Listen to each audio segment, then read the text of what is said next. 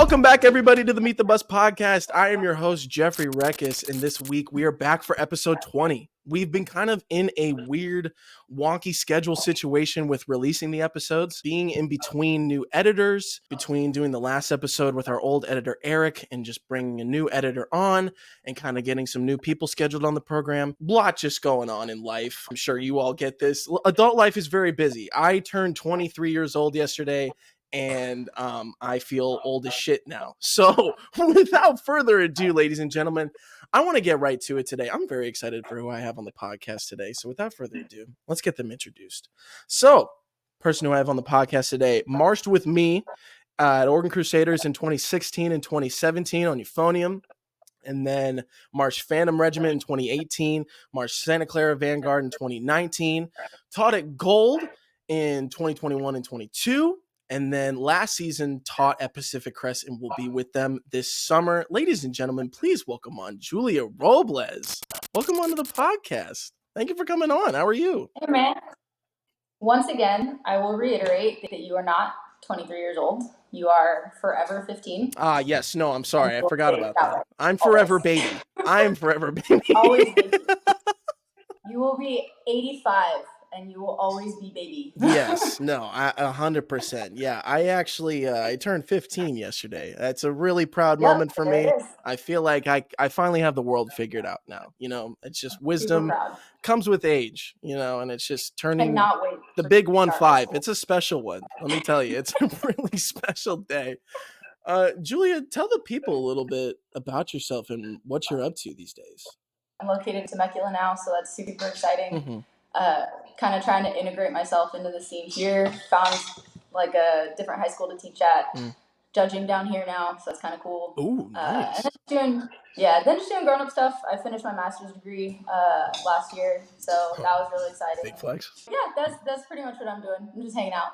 Hell yeah. Wait, can we see the dog? The dog is already making appearances. The dog's a literal terrorist. The dog's already making appearances in the podcast. Oh, God. Oh my God, what's up, pup? What's his name? Big boy. His name's Odie. Odie? I found him on a freeway. Aww. Don't aw. Don't give him sympathy. He already gets enough love at home. Anyway, I'm sorry if he's like he keeps like wagging his tail and it's like bumping. He's a special guest on the podcast for today. He's a third person on the podcast today. Guest starring Odie. Guest starring Odie. Yes, 100%. I love it. First off, you said you got your master's. Wait, what'd you get your master's in? I have a law degree. You have a law degree? Yeah, so my bachelor's is in political science. My master's is in law. Yo, damn. So you're like, you got so much. So you're like, if you guys don't know, like, Julia's like leading the physical training program for Pacific Crest this summer, and also has a law degree, and also like March. It's just this whole thing. By the way, she just went to Indonesia. Like, no big deal. Like, she's kind of the shit, guys. So I'm just saying, like, this is what? Where'd the law degree come from? Where'd you get the inspiration? So like I said, my bachelor's in political science, and I actually work in government. So if you're gonna work in government, it's very helpful. Like if you're gonna help affect legislation, it's kind of helpful to know like what you're talking how about. It works. Yeah, like yeah, 100%. It's like a pretty common degree for people in my field. Hell yeah. Are you trying to run for like the Senate or some shit? Are you trying to like be president? No. Like, are you trying to like change the world? No. No. You're just trying to scheme behind the scenes. You're trying to get all the dirt. You're trying to get the politics tea. No. I'm a legislative analyst. So basically it's similar to like a lobbyist. So like if there's a bill or something that the company that I work for likes, we'll like try to get people to support it, and if there's a bill that like we don't like, then we'll try to kill it. Right. So you just get to see, you're like, is this valid or no? Kind of, yeah. So like I talk to congressmen and senators and like state legislators. Really important, powerful people. Fuck them. They're okay. They're fine. They're cool, I guess. It's literally, honestly, okay. You know, like, think about your favorite drum corps, because this is a drum corps podcast. So true. Think about your favorite drum corps, and then, like, you're like, oh my God, they're amazing. And then, like, you meet someone who marched that drum corps in real life. Right. And you're like, oh, you're like a person. You're just a person. You just yeah, you're a person. you did the same thing I'm trying to do or doing.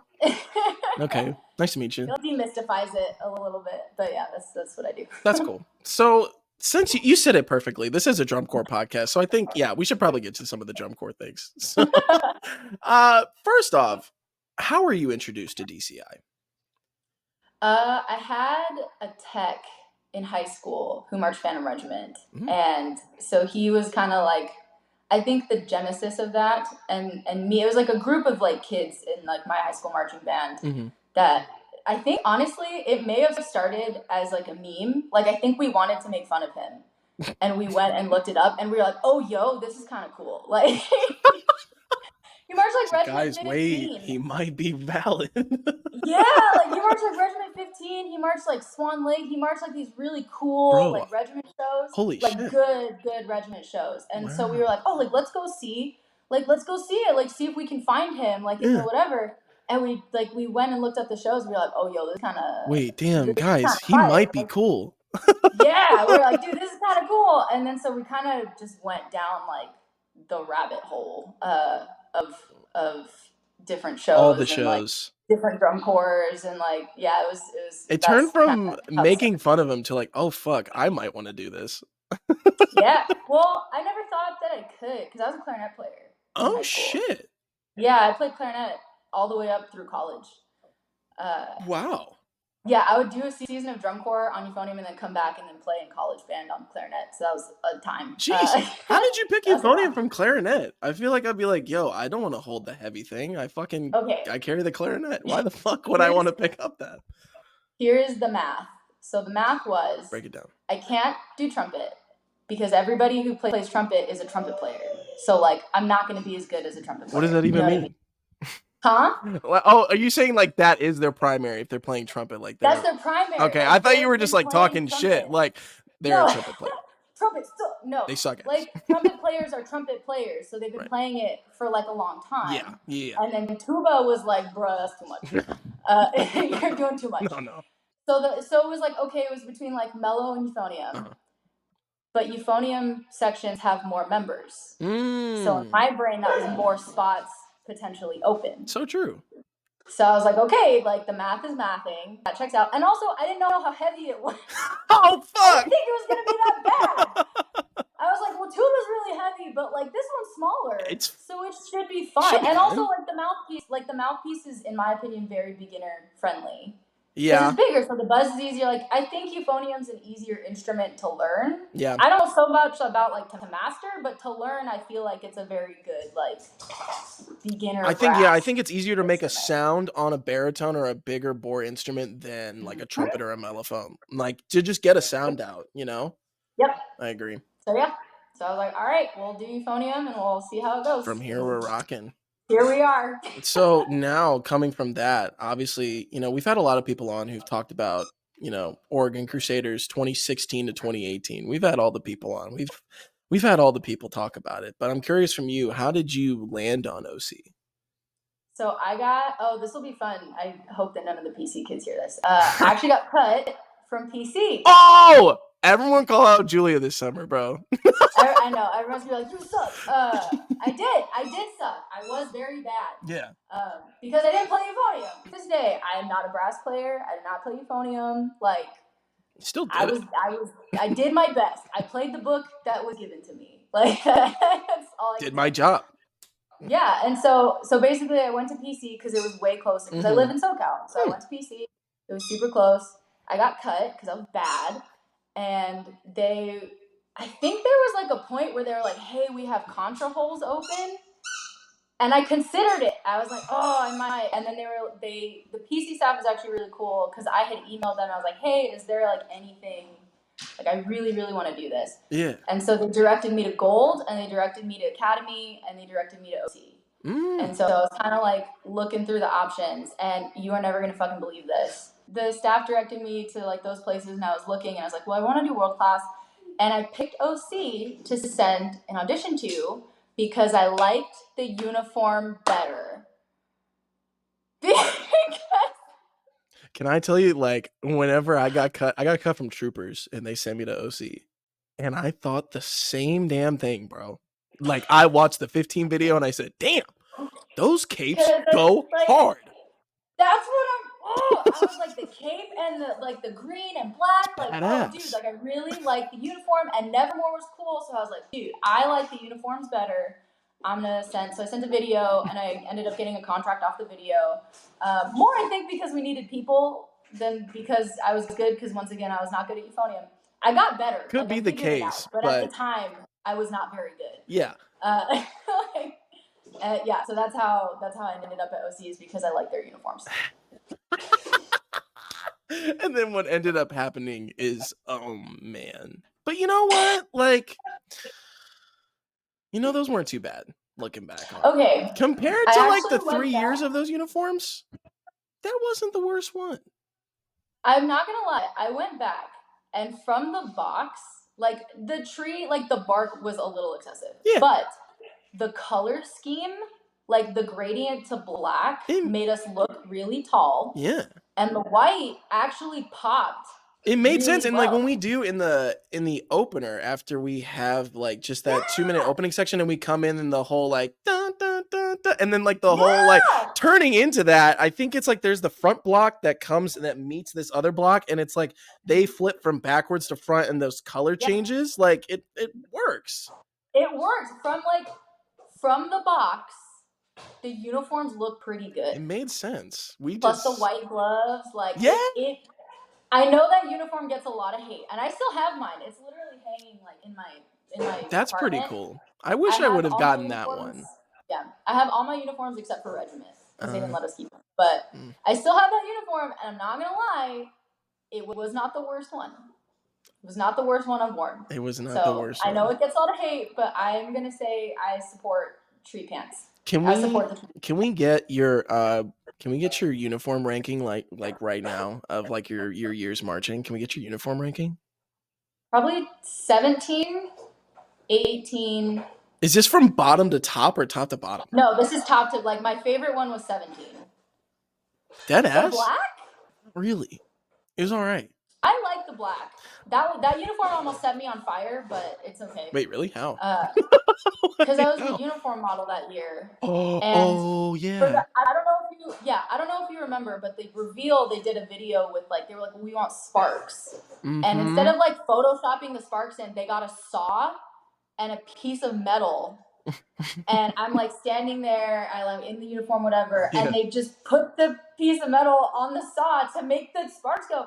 And like we're going, and I like started like twitching, and they were like stop moving, and it was because the embers were like landing on me. Like that uniform has singes in it. Oh my god! They're like stop moving, like we need to get this video. I can't. Like, I'm burning. Okay. Well, so yeah, that uniform almost killed me, so maybe that's why I'm like, I earned it. But so 17 was my favorite one. 18 was probably a second whenever the hood was down, because I did not like the hood. Ooh, okay. I wanted to talk about that a little bit, so that's interesting you say that.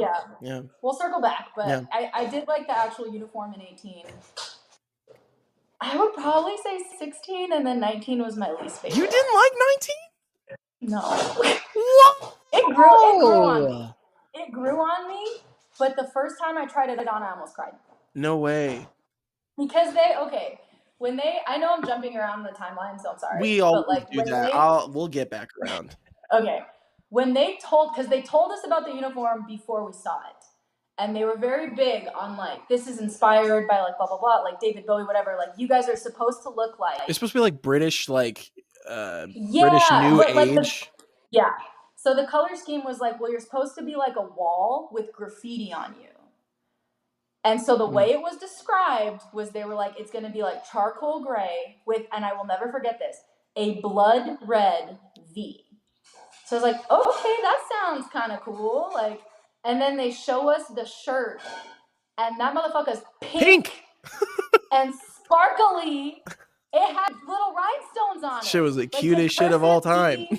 In pink with little rhinestones on it. I was like, I look like a junior high girl's notebook. Yeah. If she has a crush on someone whose name is like Victor. Like that's what it looks like. I was, oh god. I was like, what is that? Like It looked like there was like multiple pieces to that uniform too. Is that true? Yes. It wasn't just the shirt and pants. Like you had like multiple things. Like how long did this take to get the whole deal? So there was like a singlet kind of thing that you had to wear under it. So it was like a singlet, and then the pants with like the little mini skirt kind of thingy on it. And then we had the little RVs, like the stars was a little Velcro that goes on the belt, like a little belt buckle. And then our shoes we had like quote unquote boots. They were spats.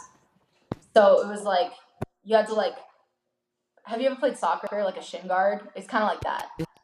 Like you had to like put the strap under your foot and then zip it up. Yeah. And then you had the big t-shirt. And then we also had these like these little like ribbon things that they just kind of gave them to us. And they're like, well, everyone's supposed to be different. So just put these somewhere on your body. So like some people would put them on like a necklace. Some people have them on like, I had mine on like my hand. Interesting. Like everyone just had them in different little spots. So like, yeah, that uniform there were a lot of like really little details that had to go onto them. Yeah. Jeez. Yep. With that, let's circle back to 2016 Oregon Crusaders. I'm curious to know. I like to ask a lot of people about this because for me, leaving for my rookie year was like this exciting thing, but also a really like nerve-wracking thing at the same time. It could have just been because I was also like baby and I was 15 years old and I was leaving home for what would be the first time like leaving for that long. So like while I knew I wanted to do it, and I was very excited about it, it was something that was all like equally as terrifying at the same time. Like I'll never forget when I said bye to my parents at the terminal and like I went through security and I get to the other side and I'm like, bye. And I turn the corner and I'm like, fuck. Like, fuck, now what do I do? I'm like, I've been talking about this. Now I actually have to do it. So for you, I'm curious, like, what was that your first time, by the way? Was that your first time kind of like leaving home for that extended period of time, or had you already done something like that? No, I mean I had like super protective parents. So they didn't even want me to do drum corps at all. Like they'd ask all the our boys and girls separated, like blah, blah, blah, blah, blah. Like it took convincing to like get my parents to like let me go. Wow. I'm like 18. I have mad respect for you because you did it when you were a baby. At least I was like kind of a grown up. Yeah. Like not grown up, but like I was like 18. Yeah, exactly. I wasn't, like, yeah. You know your bearings. But yeah, it was definitely like the first time I'd ever flown by myself. So I remember like flying into Oregon. Do you remember the PDX carpet? It just gives me gave me anxiety getting to that bowling alley airport carpet. Every time. Yeah. It's like this super ugly green bowling alley carpet, and I remember just being like, "Oh wow, like this is like it was the first time I'd ever had to like navigate an airport." Yeah. By myself. It's so confusing the first time. Where do I go? What do I do? Like I don't know what's going on. Like yeah, it was definitely. But I mean, once I got there, it was great because like everyone just told me what to do and where to go, and like it was awesome. It was great. Yeah, I get so curious just because like for me, I just remember like eventually, I make my way, but like I was like 15, bro. Like I've talked about this before, but like I was just like super quiet in that 2016 season until like honestly probably beginning of tour. Like I didn't really I talked to like my section, but it wasn't until like tour I started to like get around to the other section. So I always like to hear from people because some people have been like, no, bro, I had to get out of there. Like I couldn't wait to fucking leave home. I'm like, hey, props to you, boss. Yeah. Well, I think you also had a lot of really good like people in the truck. Like you had Tristan Rieger, you had Luke Pistache, like you had, you know what I mean? Like you had a lot of really. There was really good vets to look up to in that section who were like. Yeah. Not only like good role models to look up to, but they were just like good people who would like look out for you and like take care of you. So like I always trusted them because they just always looked out for everybody in the section. Like I'm so grateful for that section in particular because like they were just like the most accepting group of people of all time. And they definitely could have just shit on me every day, which by the way, it's March 7th. I want this video in the podcast, but I got a Facebook memory today. I need to pull this up now because Tristan Rieger, ever since 2016, put this on Facebook. We were in Pennsylvania and it was a really beautiful stadium we were at. And we were doing in the opener where we got in those pods of like 4, and we like came back with like this whole visual thing, and then The we like split, hunter, and like the the Elmer Fudd hunting, the whole one? yes, that whole thing. Yeah! And like the whole thing was like while you're going this way, your hand over here is facing this way. My fucking hand was like out that way for the whole No! season. And like we were cleaning it in this block in And no Pennsylvania. one said anything. Well, no one, we didn't really clean it like that. Like we were cleaning so many other Yeah. parts of the show, but on this day we decided like, hey, like somebody on staff was like, hey, I kind of just noticed we're all doing this a little differently. Can we define this right now? So like they're like, hey, a vet out of each pod. Can we just take a look at how everybody's doing it? Tristan literally is like, bro, can you just like, can you do this real quick? I go through the rep, do the same shit. He's like, bro, do you know what you're doing? And I'm like, I can hear it in his voice too. Like he's like, are you serious? that's just so funny. And I'm just like, I love wait. that. He took it and then he posted it on Facebook. That's the whole thing. Like he posted on Facebook and just tagged me. Didn't say anything with it. Just like tagged Jeffrey Reckes, and I was like, but it was all out of love. I love Tristan Rieger, bro. It's all out of love. But that I just very thankful for that section. But for you, like, who were some vets that you looked up to maybe in your rookie year? We didn't really have any vets my rookie So year. true. We I had forgot about that in the section. We had Justice. We had Kenzie. Yeah. We had Cameron. Mm-hmm.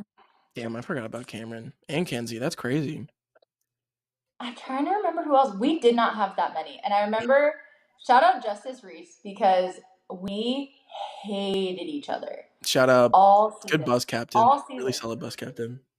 All season. Like, and I don't know why, but we did. Like, we could not stand each other's guts. And then I remember at the end of the season, we did a bus war. Oh, yeah. I remember that. You remember that? Yes. At the end of the season, we fought. Like, we literally just, like, fought and, like, beat the crap out of each other. Yes. And I hurt my knee. Like, I, like, busted my knee open. Because he literally, like, picked me up. And, like, I hit the seat, like, coming down. And my knee got busted open. And I just remember, like, it was like Tristan or Caleb. We were getting off the bus to go to, it was like semis day. Yeah. We were doing, I remember we were doing these before like fucking Golden Corral. Like we had done our performance and we were doing them before going to Golden Corral. Yes. And we're like getting off the bus and like some vet is like, you tripped getting off the bus. That's what happened. And I was like, okay. But anyway, so yeah, like we beat each other up. And after that, we were like best buds. Yeah. No, it's like the beef is settled. Like, we hung, I don't know what the beef was, but whatever it was, we got it out during that fight, and then we were buds. Like, weren't you guys in vocal ensemble together? Yes. How did you guys beef all season and be in the vocal ensemble together, bro? I don't know. Good lord. I forgot about the vocal ensemble too. That was a princess rookie year, honestly, because we got to miss. We would always go during basics blocks. Yeah, and it was in the morning. You would miss like the first 2 hours in the morning just to be like, yeah. You guys would be getting your asses kicked, and we're like, da da da da da da. Like, it's like you got like literally. You guys would. I think you guys would just be in there for like the dance warm up we would do like at 9 o'clock. Like we would do the fun part, and then we'd be like, all right, get your instruments, and you'd be like, vocal ensemble, go with the pit. Like, fuck. Yep. We're like, see ya. I was curious because you're the first person on. No, that's not true. Oh my god, Dylan. We didn't even talk about the vocal ensemble. I forget. I forget about it. We didn't talk about it. I was gonna say, was there any like fun stories that you remember from it at all? Like any like going off and like rehearsing with the pit, any like crazy shit that happened with you guys? I remember semis day, they forgot our microphones. So much shit happened on finals, like on semis. That was one of the most stressed times I think that I've ever been in. Was it like we got to the field and they were like, we don't have mic packs? We were on the field, so we had we walked on, right? So we walk on behind the pit and we're putting our horns down, putting our shakos down, because I think we had our shakos in our hands. Yeah. And I forget who, someone was supposed to be in charge of like bringing them out, and like the pit plugs it because they didn't trust us. They were like, don't fucking. You're not gonna remember. Don't touch anything. Yeah. Just fucking pick up your stand where you're supposed to stand, pick up your microphone, and like call it a day. Right. And so we get there and we're standing there, pit's setting up, and we kind of just like look at each other because the cart that has the mics is not there. Nothing here. Nothing's there, and it's not like the microphones are nowhere to be found, and we're all just kind of like. So what do we do?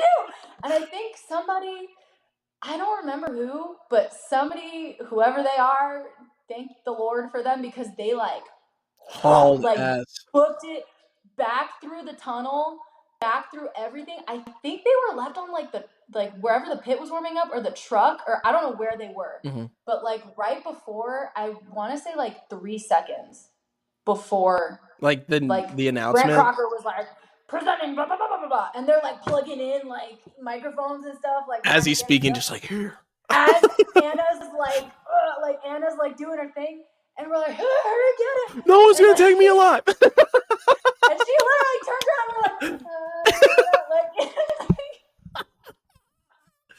that was very stressful. That was a very stressful time. Jeez. But yeah, no, other than that, I feel like vocal ensemble was pretty chill. Like we were just kind of hanging out. You just did your job.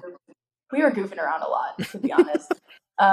It was like Brad Kirk Green would come out sometimes. I was gonna say, yeah, didn't he like come out and like help you guys or whatever? Like, yeah, he would tell us like just like singer stuff. So I was like, oh, we wouldn't pronounce like make things right.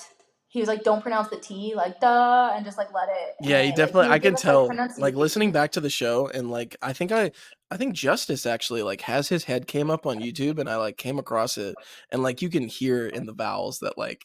So I was like, yeah, someone definitely worked with them on this shit. For sure, because we were bad. I have and in the archives, I have the video. I took a video of the first time we ever tried to sing that part together. No way. Oh my god, it's so bad. It's so bad. It's like the worst. It's the worst thing in the whole. And not even everyone's there. I think like Tristan wasn't there. He was at a camp. He was like doing like horn sergeant stuff. Yeah. Like not everyone was there. It was like, oh boy, howdy. Like, oh man, it was rough. It was not good. Oh jeez. But yeah, no, vocal ensemble was chill. We were just kind of, like I said, we just kind of got to miss every morning. Every morning. Literally every morning, and be like, all right, come back for the show. Yeah. So 2 memories I think we always talk about here with people who marched 2016. Two big things that came out of this summer that I think we always have to hit on if somebody came from 2016. Number 1, what's your Noro story? Because I'm pretty sure everyone got norovirus that summer. I think we had Delaney on, and she was like, no, I didn't get it. And I was like, fuck you. That's not cool. But that's not cool. Not cool at all. This is a bonding activity. We all got it, right? My Noro story sucks. Oh no. So, and it ties in, I think it's going to tie into your second one. If your second one is Mall of America, it's going to be the same story. You're perfect. So I got mine in Iowa. And I remember because Iowa was the first time I ever saw fireflies. So we did like a night block. And I was like, oh my God, this is so cool. I've never seen fireflies. And then I went to sleep. And then I woke up at 3 a.m. And I was like, my tummy hurts. And so I went to the locker rooms and I threw up. And no one was awake. So I couldn't really do Talk anything. to anybody about it. Nope. So I just, at some point, I gave up trying to go back to my mattress. And I just slept in the locker room, like on the bench, because I was up literally. I shit like every 10 minutes just to keep throwing up. To keep throwing up, going to the bathroom, like it was bad. So finally, the next day's a show day. Yeah. And so like people were out for like days. So I was like, oh dang, that really sucks. Like I don't know, man. I don't know if I'm gonna make it. So like the core wakes up. I go to the trainer. And I was like, hey, man, I definitely got that shit. Like, lots of people have had it. Everyone knows whatever. Yeah. And so I'm like, hey, man, I think I got it. He's like, yeah, you definitely got it. And he's like, you need to, like, take a break. You need to relax. And so I was like, okay. So I quarantined for a block. And then I went 2 hours without throwing up. So I was like, I'm good. And I went to the trainer, and I was like, it's a show day. Like, I got to get back in there. And he was like, you cannot go back in. And I was like, why not? And he literally slams a big bottle. Remember Pedialyte? Yes. To this day, I cannot drink it. He slams a big-ass bottle of Pedialyte on the thing. And he's like, if you can drink this and not throw it up, you can go back in. And I was like, bet.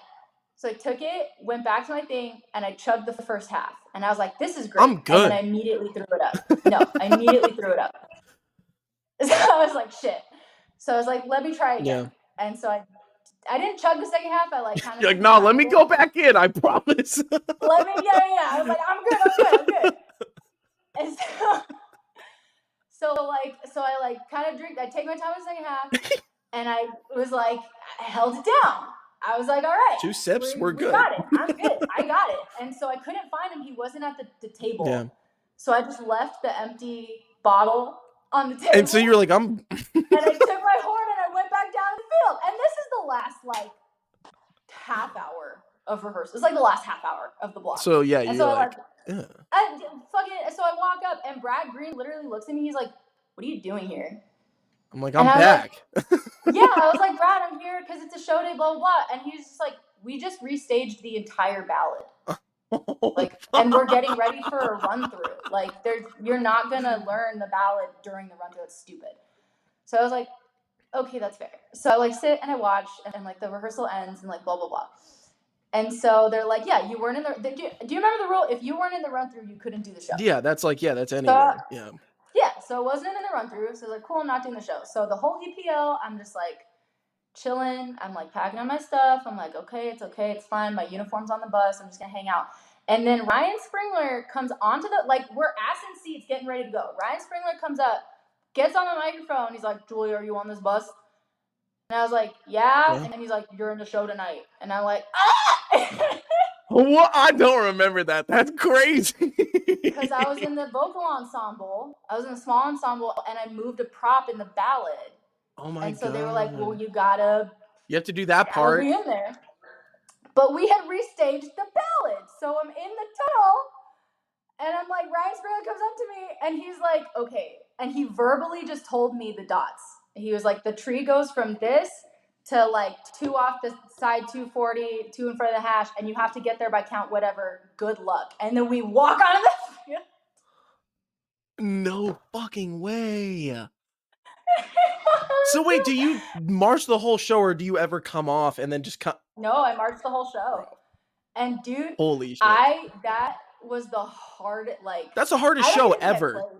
I don't think I played the entire time. I think I was literally just like I was going to say, how do you not, did you ever feel like you were like, I'm going to yak in the middle of this show? The whole time.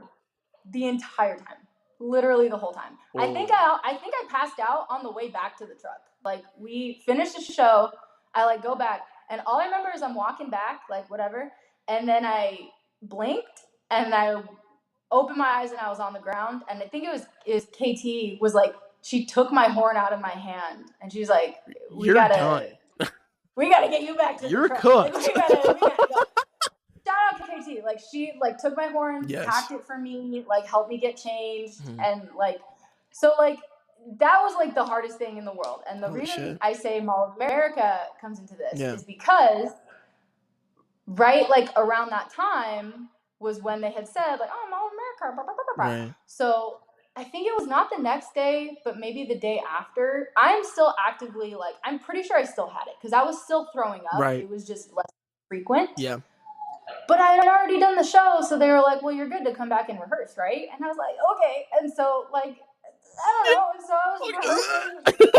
Yeah, right? I literally, I would leave rehearsal every 20 minutes. To just yak. To go to the bathroom and throw up and then come back and, like, try to get back in. Wow. And so that was the... Bro, I'm surprised BKG in that era let that fly. Jesus. It was bad. And then we fucking...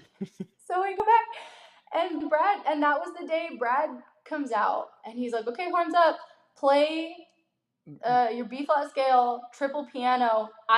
He would do the changes. So that was the day we did like a 20-minute. Oh, that was the day he like reamed us for wanting to go? For wanting to go to Mall of America. Was that your first... Was that your first day back? Like, really, like, coming back into the rehearsal? Or, like... Yes! Oh my I was, like, all rehearsals, and I'm, like, dehydrated. I'm, like... Were you there for, like, the question of, like, hey, if you want to vote? So you were there, and you were like, I could fucking use a free day. I think I voted because I was an ass. I think I said I'm not going to vote. Like, I was like, I'm just going to... Because I didn't want to be... the only one who was like, I think we should rehearse. Like, so I was like, I'm just gonna do what everybody else does. I'm just gonna like hang out. You know, I don't whatever care, actually. You guys do, I will do. Like, Whatever. So it was bad. We did a 20-minute horn hold, and I was like, it was oh my God, it was like the worst day of my life. Yeah. And then, I don't know if you remember, he made Jesus run a lap because he did the horn hold better than everyone else. Yeah. He did some like reverse psychology shit like that always. Yeah, he was like, this guy's been a rock this whole time. He hasn't moved Take a lap 1 inch the whole time. Run. And he made him run. And like he always would do like, I think do you remember Forrest? Yeah. In spring training, do you remember like he raised his hand to answer a question and he got it right. He got the question right. Brad brings him in the circle and is like, come here. Everyone else is taking a lap. Forrest, you're watching them.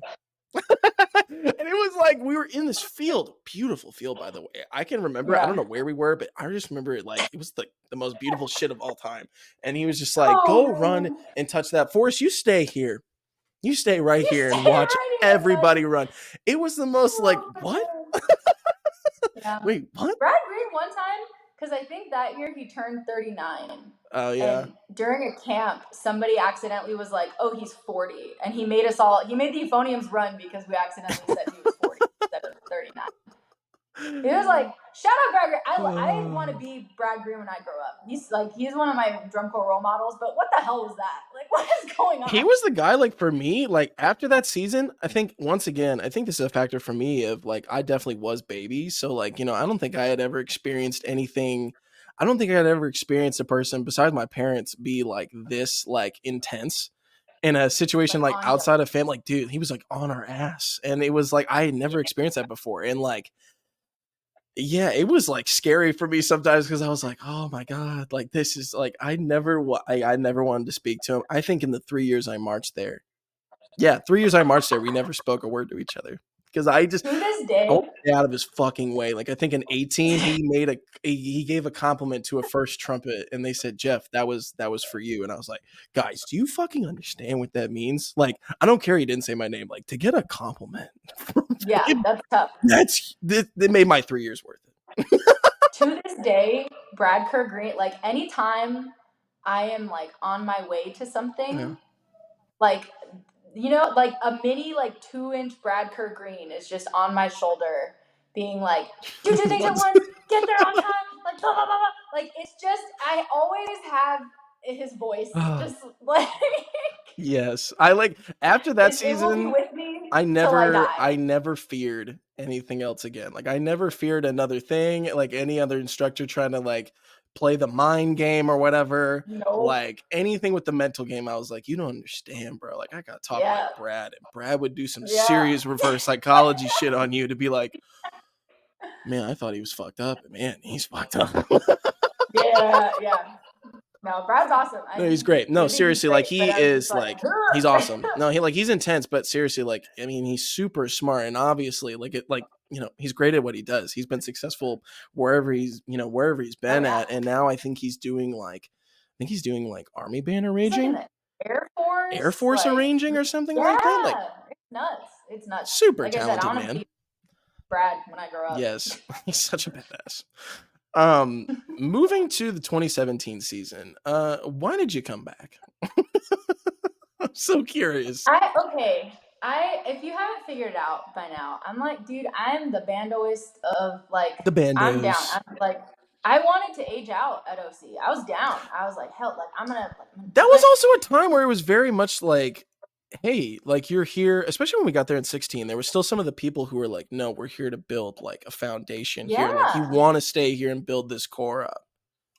Yeah, no, it absolutely. And I remember because I wanted to branch out because my whole thing was like, I was a clarinet player. I never thought that I was going to be able to do drum and corps at all. Yeah. So my whole thing was like, I just want to see, like, I want to see what I can do. I want to like blah, blah, blah. And so I remember I did go to a Blue Knights camp because I was like, well, I'll do OC and Blue Knights and just kind of see what's going on. And Anna Quinneman literally was like texting me while I was at the camp. It was like, like Julia, like we just, you know, like we really need you back here and like blah, blah, blah. And I remember, this is so stupid, when we went to sleep at Blue Knights, they didn't do the good night stuff. Oh yeah, they do. They really just turn the lights off. They just turn the lights out. So like for those of you playing along at home. OC has like all of these really stupid things that we used to say before we went to sleep, like the COC, like bro, there do you was remember like, that? well, I think The in symbols of 16 it Oregon was like Crusaders. 7 different things before. It was a bunch of stuff. The guard would say goodnight, or I think all the girls would say goodnight to a different guy every night. Yes, Like they'd yes, be like, good night, Jeff. yes, yeah. And then they'd be like, good night, ladies. Like it just was a whole. Dylan said, it would OC. go on He for, would like, wait till 20 the end. He'd be like, minutes. OC, John, fuck you. Yeah.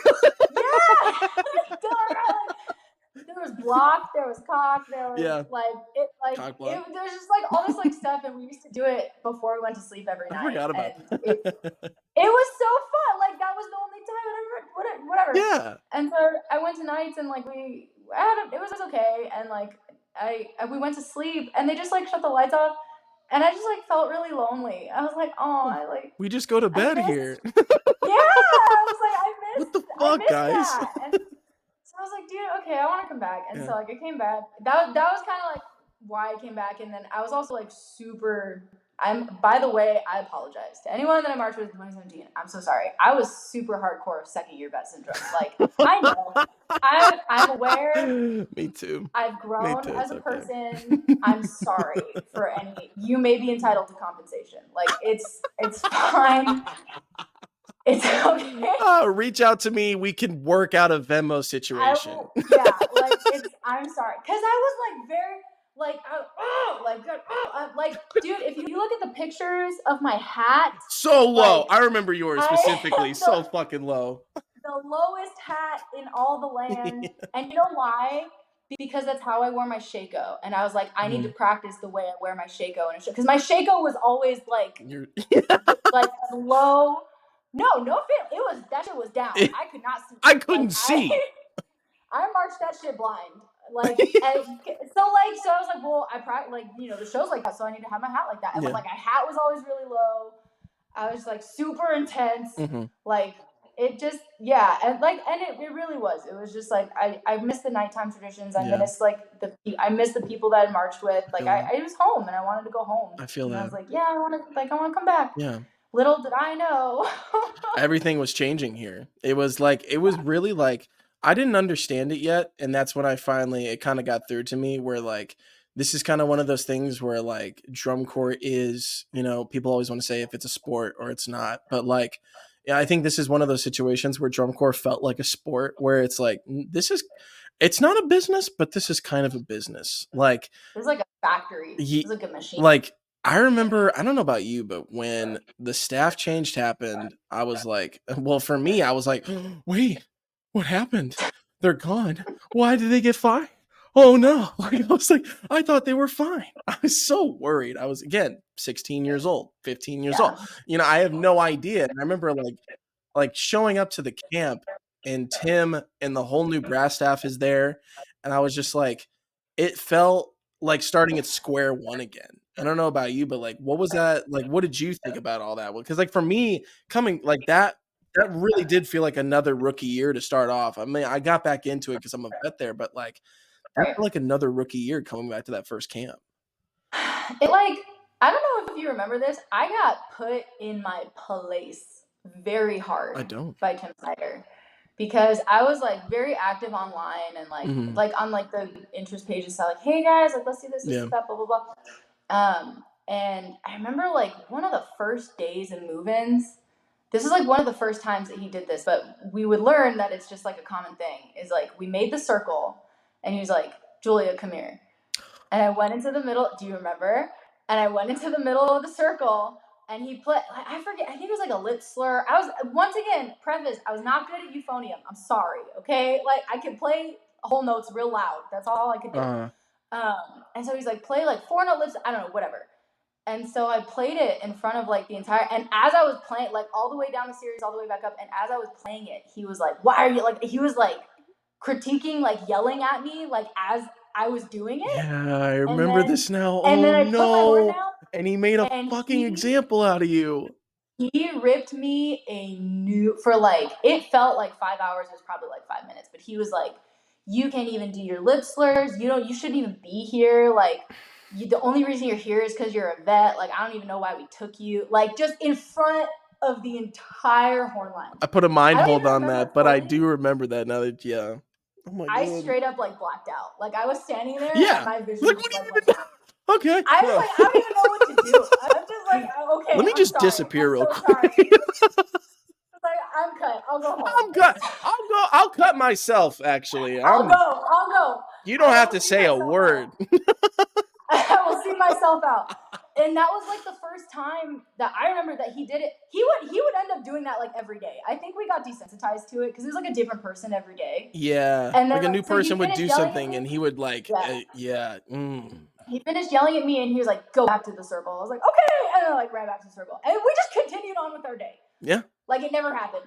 And like I remember like after that, like like Anna Quinneman came up to me. She's like after that block, she's like, hey man, are you okay? And I was like, yeah, I'm okay. And like a bunch of the Vish staff came up to me and they were like, hey, are you okay? Like everyone was like, are you good? Yeah. And I was like, yeah. Like, but like I said, just put me in my place real hard. Like he was just like, you're not getting away with shit. Yeah. Like, and to his credit, I should have been better at lip slurs. Yeah. But like and it was it was very intense. I remember that was one of the things where I was like, okay, this is gonna be hard. This is yeah, no one's getting off the hook this summer. I was like, I'm gonna and that's kind of what we needed though. I mean, for the but the talent that we were like bringing in, and it's no discredit to anybody, but I think we were also a younger horn line with not a lot of horn line vets, not a lot of drum corps vets in general. So when you kind of have those things happening, like we talked about this a couple episodes ago with Matt Ize, but like, you know, when you have a young group like that who just doesn't know how to do drum corps, like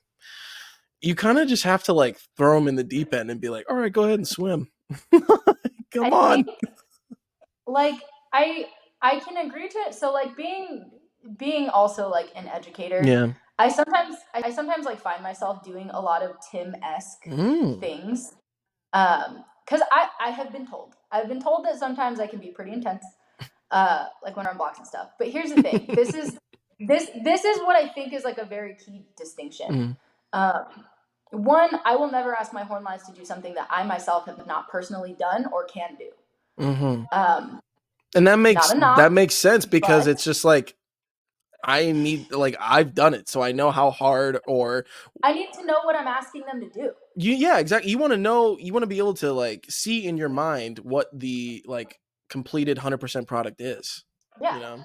Well, and I want to know how far I can push them. And me having gone through myself, like, okay, I know, because I do believe there's a point with conditioning of diminishing returns.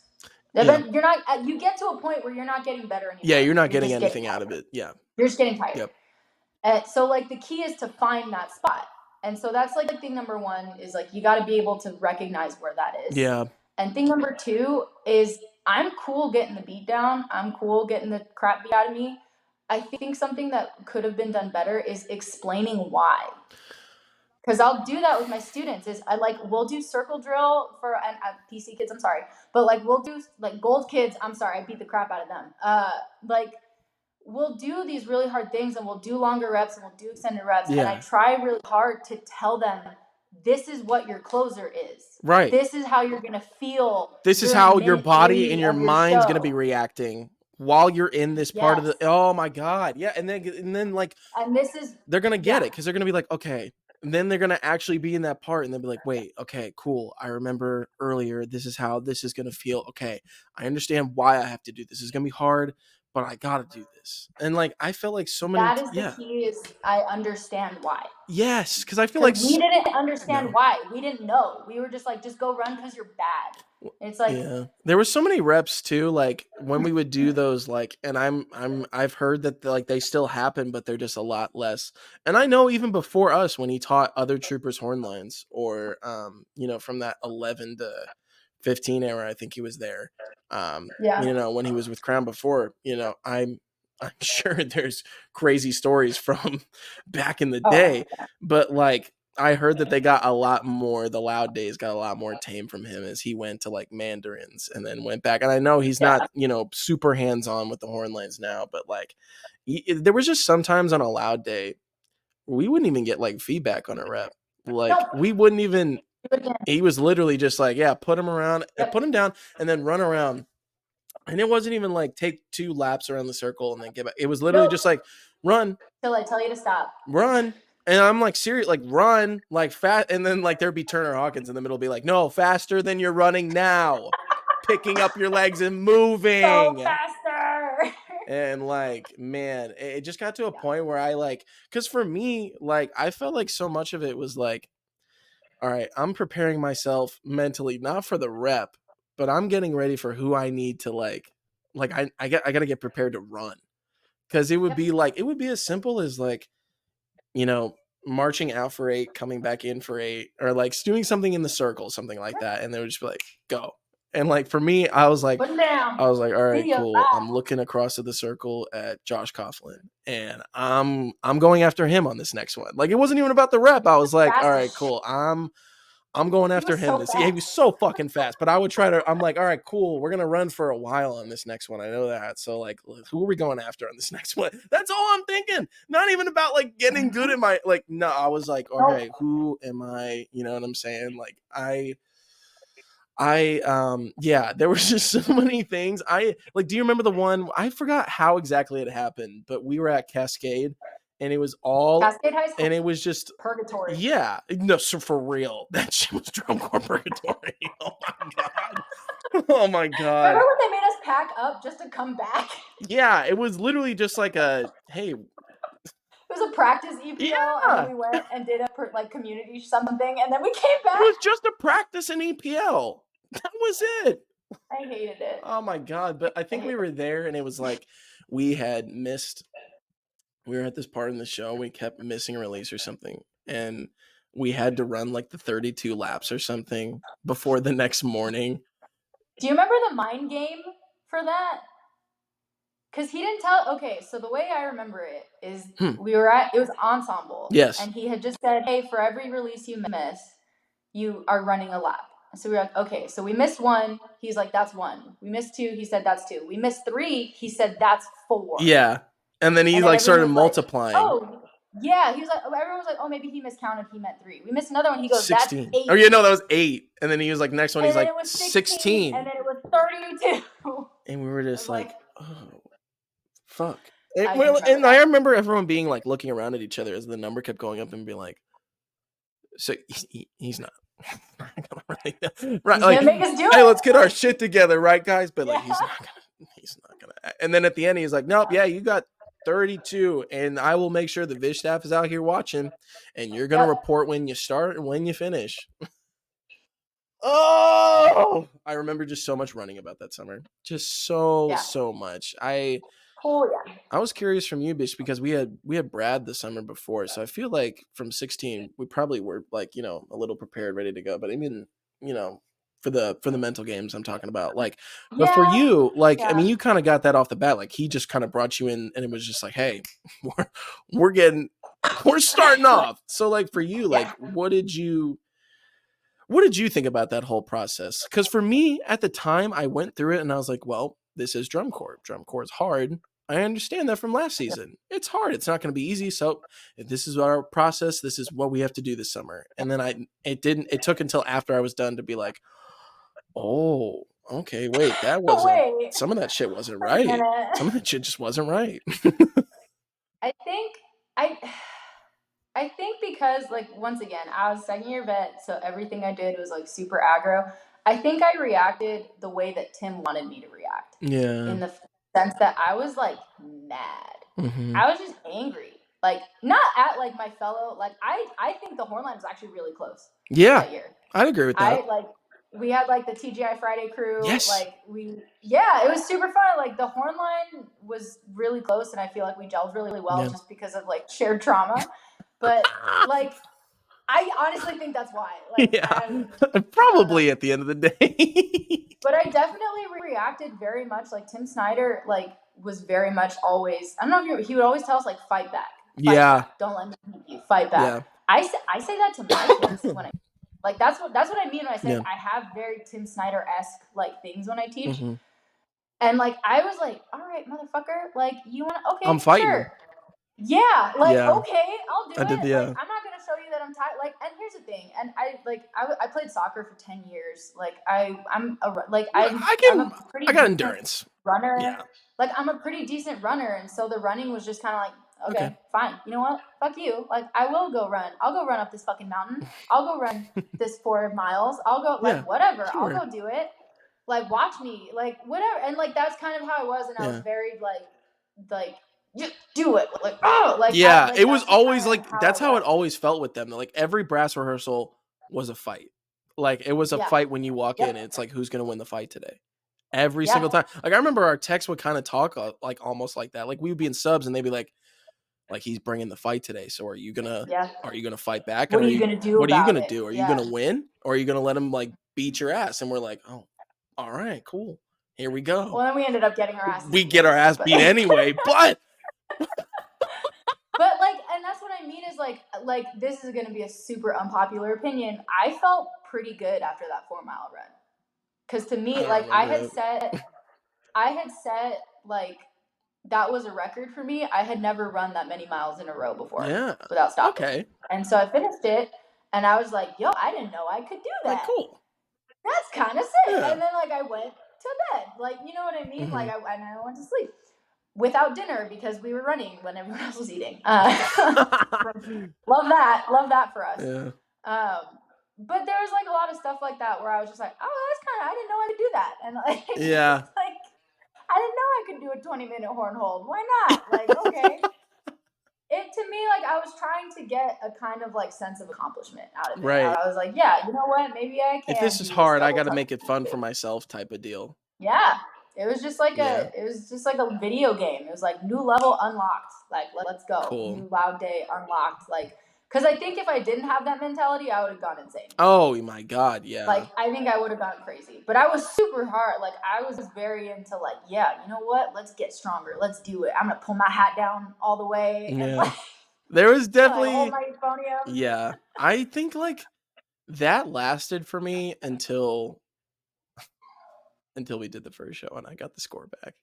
I'm gonna lie. Do you remember? I was so gassed. And the thing is we had worked our ass off. I think we had like a 5 or 6 week spring training, and we get to the first show. We had 5 weeks of spring. Yeah. Oh my God. And it was our home. It's our home show, and we're supposed to do the whole traditions and everything. Get the new core necklaces after the show, and it was gonna be a whole big ordeal. And they're telling us, listen, this first show is going to be the most special show in Oregon Crusaders history. I'm gassed. My brother's surprising me. He's bringing his friends to the show. I am gassed. We go out there. Because we started the show jazz running. But also, if you remember before we did that show, we have to go on at our home show for the first show of the season after BD 2017. After BD 17! Judged after that shit. Not like a fucking exhibition. Like, we had to compete against that. It's not like fucking gold's going on before us. We have the champions of that year, like, going on before us, and then they're like, here's the Oregon Crusaders after you saw the best thing you've ever seen. I knew we were fucked. I knew we were so fucked. But then I was like, listen, we worked really hard for this. Listen, this is ours. Yeah. We're going to fight. Yeah. And they kept putting in like top 12 in our brain. They're like, you can make Saturday night. So I was like, cool. Listen, this is going to be the first one.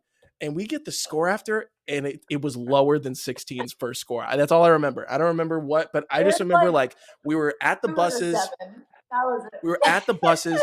Like, we can just hear the scores, and like it's lower than 2016 starting score. I'm like, okay, I'm done. All right. I was like, listen, I'm going to keep working, but I'm like, yeah, we're in the same shit again this year. We're so fucked. We're so fucking cooked.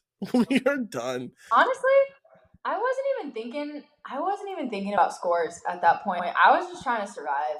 Yeah. I was like, I'm just in, like, I'm going to get through this season. I'm going to play my music. I'm going to march my dots. And I'm going to fill up my fucking water jug. Oh, my God. Yeah, and clean your horn. Have a clean horn before every single block. Don't forget it.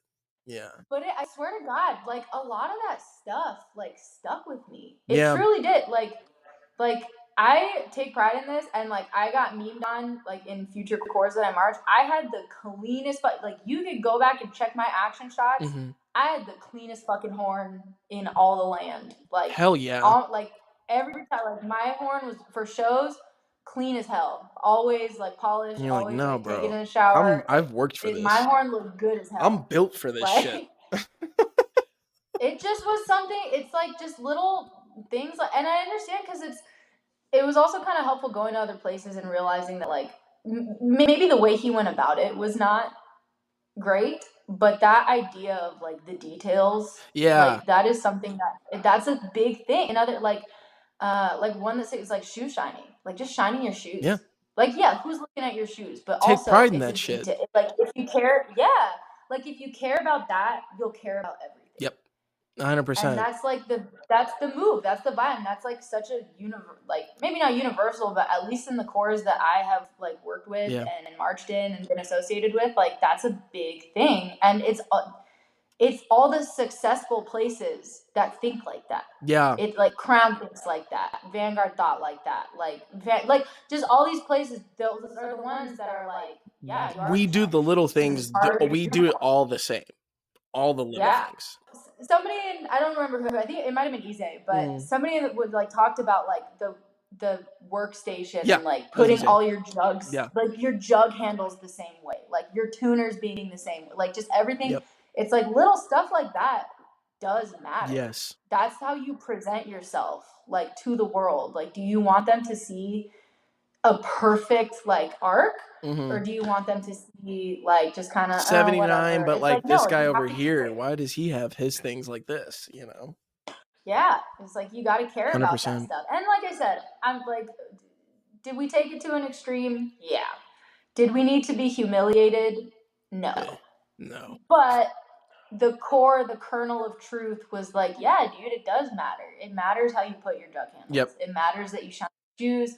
It matters that your show hair matters. It matters that your horn is clean. Just like stuff like that. And I definitely, that was the season, like, to learn that stuff. I think like for sure. as my career went on, and I'm sure you can say the same, but like when you get to a higher, or when you get to a group that's performing and executing at a higher level and wants to achieve more things, so like the content that you're performing is harder to achieve. When you get into those situations where you're doing more difficult stuff, it's almost like it's easier because you've done so many hard things, like so many like monotonous hard things.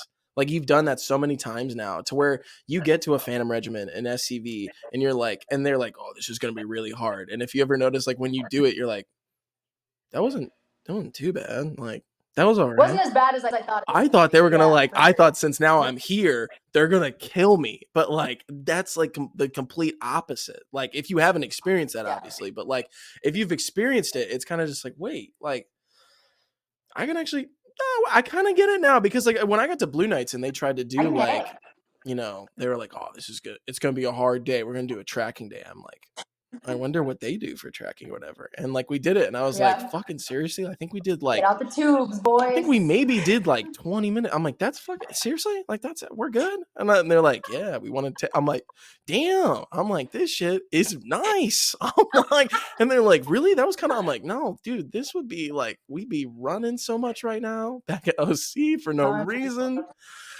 But yeah, I think the track club to the country club, dude. That's 100%. Like yeah.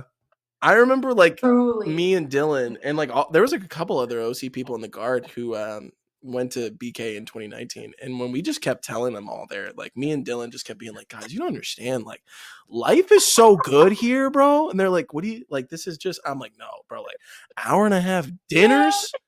The book isn't that good. The staff is nice to us. Like, by the way, like if they hold us over, they look at the time, they're saying, we're going to give that time back to you. I'm like, oh, thank you. Yep. You know my name. Dude. I'm like, that's fucking crazy. You know my name. That's fucking crazy.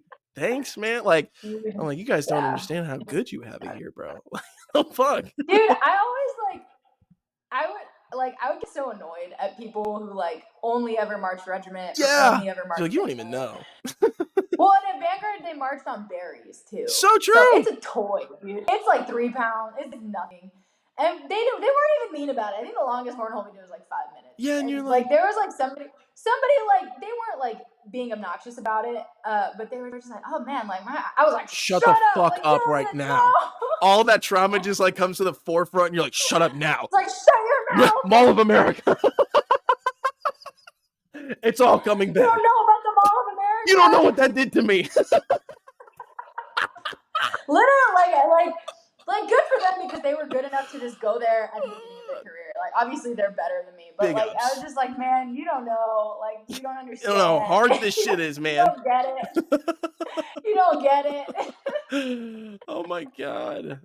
Before we move to some other cores, I was curious because like the just this is a quick little thing here, but like we always at OC, even in 18, we always watched Avatar on the bus. That was just like always a thing. I don't know why we coined that as our thing, because like Blue Nights, we never had a thing. Like it was like every summer you got on the OC brass bus, you were gonna watch every season of Avatar all the way through. Every season, even if you've already seen it, you will watch it again. We will do this shit again. And I was just curious, going to Phantom and SCV, did they have a thing like that where they're like, oh no, we get on the bus, this is our thing. Like this has There's a lot. Yeah, like, well, that specific year at Regiment in 18, we also watched Avatar, and it was like very contentious. The bus was like split in half. Ooh. Like, some people wanted to continue to watch Avatar, and then other people like, can we like watch a movie? Like, can we watch it's always after the seasons where they're like, do we want to continue on to the next? Yeah, it's always like a night ride. It's like, do we want to go to the next disc? Like this constant like battle between like who wanted to watch Avatar and who wanted to watch something else. Yeah. And then there's also Regiment has like Stadium Lights, which is like a mix that they do. It's a little song, and they sing it before every show, but it's a mashup of a bunch of previous Phantom Regiment shows, and the lyrics change every year depending on like. So there's some stuff. This is cool. Like, please fill out your dot book so we don't have to run and touch the fence. Like, it's like a whole like. So there's some stuff that they kind of keep in there forever, and then other times, like, there was someone that I did not know, but there was like a lyric that's like, my name is blank blank, and my drill is so hard, and it was like because that person would always complain about. I think they had marched like literally years before me, but they kept that line in Stadium Lights, like. It's just like a thing, and it's like old like Phantom Regiment shows, and like that was kind of it was a lot of fun. So we would do that like before every. We would do that before every show. It was like a big deal. It was like, oh, it's time for Stadium Lights. Like that was just a thing. Sick. Yeah, it was like a good time. And then Vanguard had something kind of similar where I don't know if they still do it, but we would sing Beyonce. It was Love on Top. And I think everybody did. Because like Blue Nights, if you remember, like Blue Nights always fucking did it. Like, even in 18, I remember I was on the road. It was like the funniest shit in the world, because you'd be in your serious ass warm up doing whatever. Yeah. And then they're like, you can't even, sometimes you couldn't even see them, but they would just be like across the field or whatever.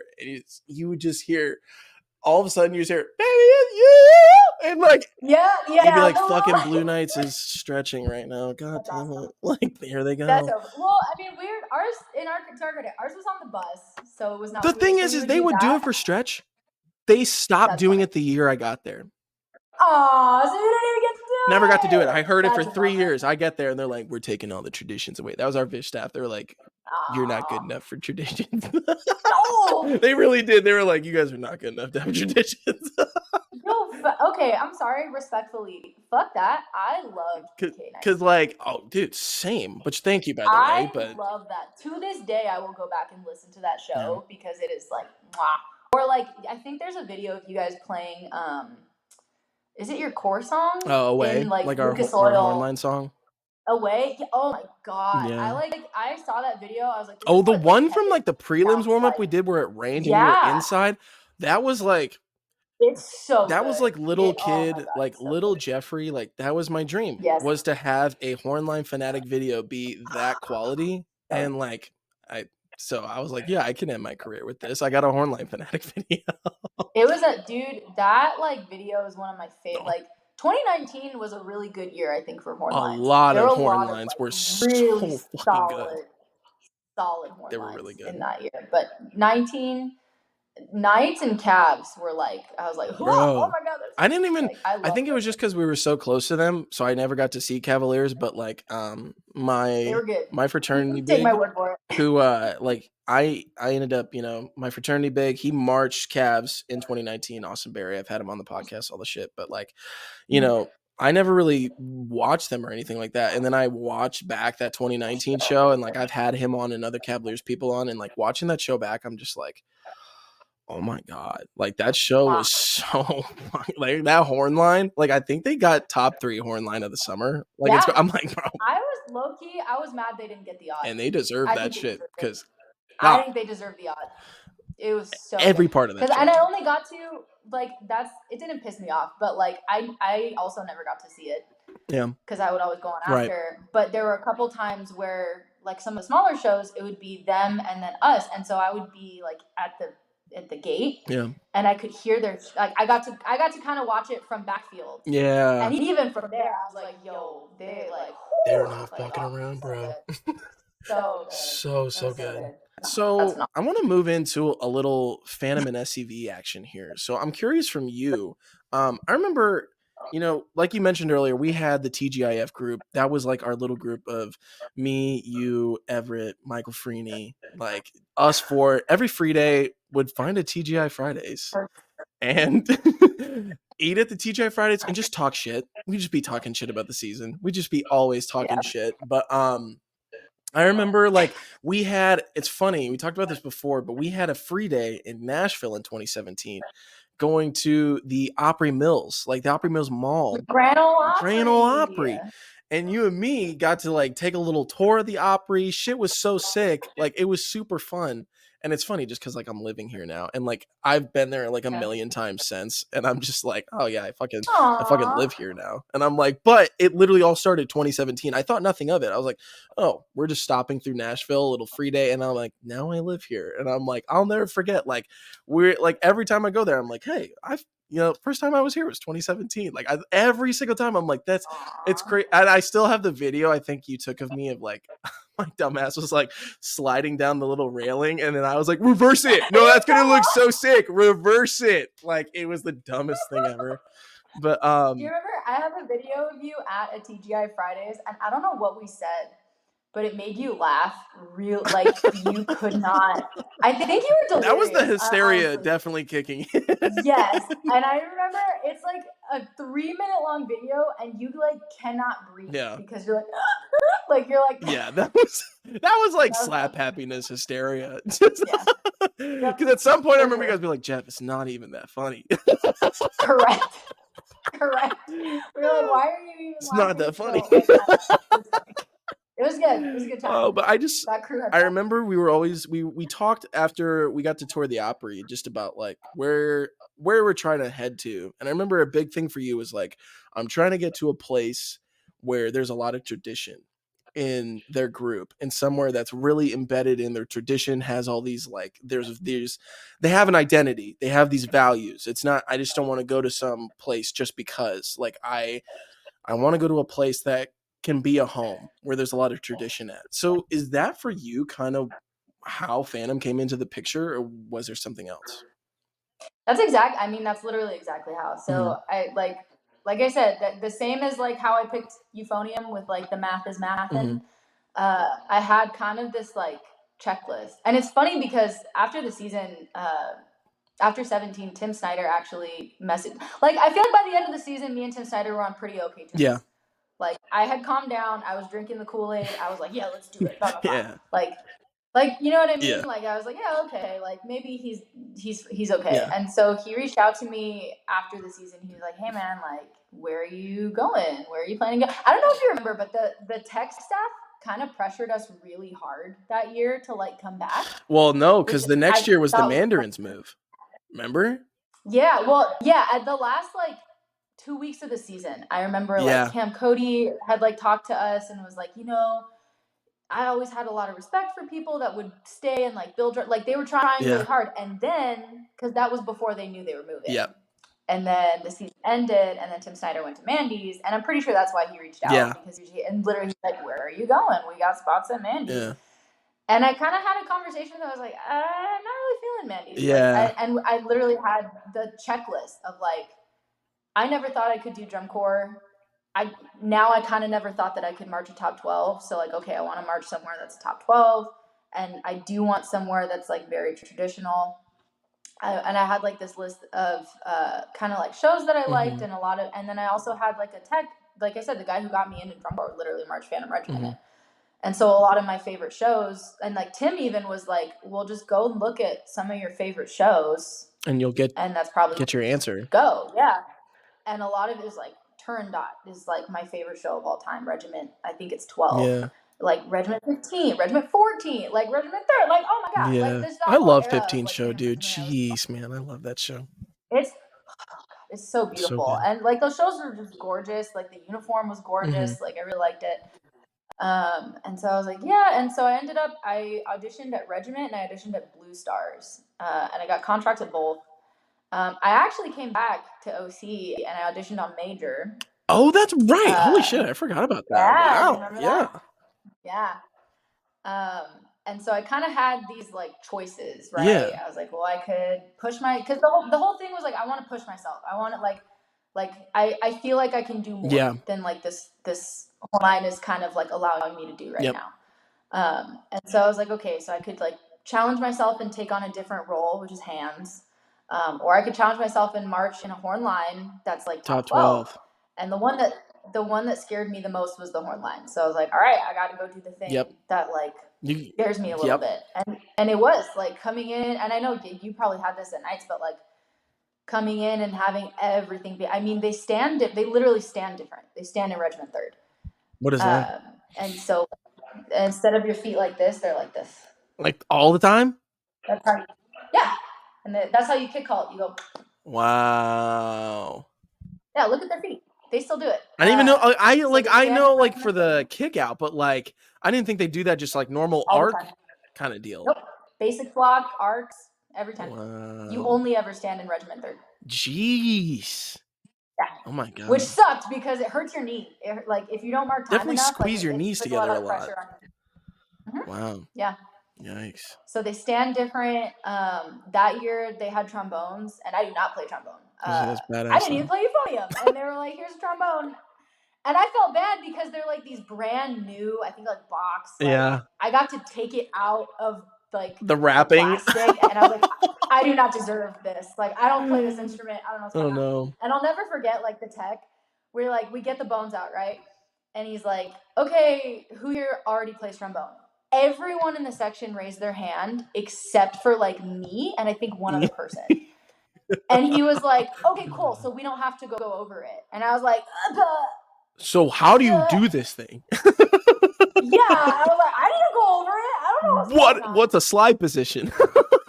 Yeah, so it was very, very different. Yeah. And which it was kind of what I was looking for. I was like, I want to see what I'm capable of. I want to see what I can do. And yeah. And I do. I am such a like Suda. Like I'm down. 100% with that East Coast like vibe. Yeah, like dude, think about me. It definitely makes sense with you. Like I'm like when you went to Phantom, I'm like it totally like she's in bando heaven. Like every Midwest band director is like watch Phantom Regiment, and I'm like they all like every Midwest band ever wants to be Phantom Regiment in the worst way. So coming from the Midwest, I'm like oh geez, like I couldn't do it because I was like I want to get away from that, like the whole like regiment stuff. I'm like I want to go West Coast. I can't. I gotta get out of here. I was down, man. You embraced it because like they're like to the bone, like with everything, like.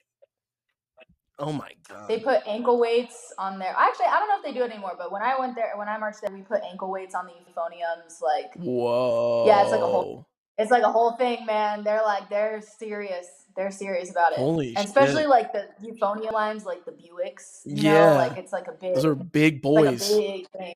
The big boys, Good Lord. But it's like a big thing with them. Like that's the culture is like just super intense, regiment. Very, and like that's what I wanted. I feel like if you took like a personality test, like instead of the Myers-Briggs thing, and you did it with a drum corps, I feel like I would have been Phantom Regiment. They were like, your core is Phantom for all the answers. Yeah, 100%. And I think yours would have been Blue Knight. So it worked out. Yeah, no, 100%. Everything works out. That's cool. I feel like a group like that has to have a pretty decent vet presence. Is that like true there? Were they kind of going through a transitional? I feel like with them, they always would have a good like vet presence there. Yeah. Their vet exodus actually happened in 19. Oh, really? There was a lot of vets in 18, and then in 19, they all just like... They all went their own ways? Yep. Jeez. But in 18, yeah, there was definitely a very strong, and a lot of like 4-year vets too. Wow. Like a lot of people that had been marching there since 2015. Jeez. Oh my God. So that's like a whole era like out the window. Yeah. Yeah. I'm curious for you, like marching Oregon the previous 2 years and now coming to a group like Phantom where you guys are like, you're a part of the DCI premiere. Like you're kicking off in Detroit. Like Yep. now instead of like no one coming to your lot, like people are coming to your lots with the cameras, like ready to go. Like FloMarching's at your first warm up. Like they're everywhere. Like what was this like for you when you get into the season and like you're so used to one thing of just like, yeah, we have to do our warm up because it's a part of the warm up, to where you're in top 12 and it's very much like this is part one of the show. Like this is kind of a show in itself. Like people come out to watch this as like a show, and then like the actual thing happens there. But like, what was that like for you getting to experience that for the first time? People like really wanting to come out to see you guys. A lot of love. Like it's funny because you say that, because I remember something that Tim Snyder said to us one time, and it was, nobody cares about me, nobody cares about you, so we're gonna care about each other. And I really liked that. And so because of that, like I felt like every single show was like very precious to me. And so by the time I got to regiment, by the time I got to 18, it just was kind of business as usual. Like it was just like, I'm gonna treat this show the same way I treat the run throughs, the same way I treat rehearsal. Normal like things. I blacked out during a lot of shows. Like even in 17 and a little bit in 16, like I would get to the point where like the show would start and then like I would be off the field. Wow. Because it's so just like that's like, it kind of just, it's not goal, like a, right? and it can like, people can confuse it for like a going on autopilot or something like that, but I don't think that's what it is. It truly is like your body is like, this is what we have, you're gonna do this because this is what we're trained to do. And then you just like, it's just trying to be consistent. It's trying to do the thing you've been doing this whole the time. same way. And I have time. Like, yeah. And I tell this to my students. I forget who I stole it from, but like, you have everyone around their neck has a little invisible black bag. And every time you do a rehearsal rep, you put that rep in the bag. And when it's time for a show, you pull one out. So like, that's why you always want to put good reps in the bag. But when it's time for a show, it's like, it's time for a show. Like I'm just doing the same thing that I've been doing this whole time. And if you've been prepared and doing it the same way, then that's just what's going to happen when it's showtime. Yeah. And you kind of just like the crowds are nice. Like I'm not going to lie, like for stadiums and stuff, but like you kind of just block them out. You're kind of just like, I'm focusing on the hands that are in the center. Like I'm focusing on my show. I'm focusing on my step outs. I have so many things going through my brain. Yeah, you don't really have time to be like, oh wow. I don't have the bandwidth to like focus on that. That's solid. I remember like the shit blew me away. I'm not gonna lie. Like it was 3 years of no one coming to lots or anything. So for like me, when I finally like I got people coming to the lots, like taking videos of us, I was like it wasn't like I got distracted, but I was like, no fucking, do you guys see, like are they trying to find are they trying to find somebody else? Like San Antonio was crazy because we had like that was loud guy like in the middle, and that was our big video of the summer, like was the San Antonio one.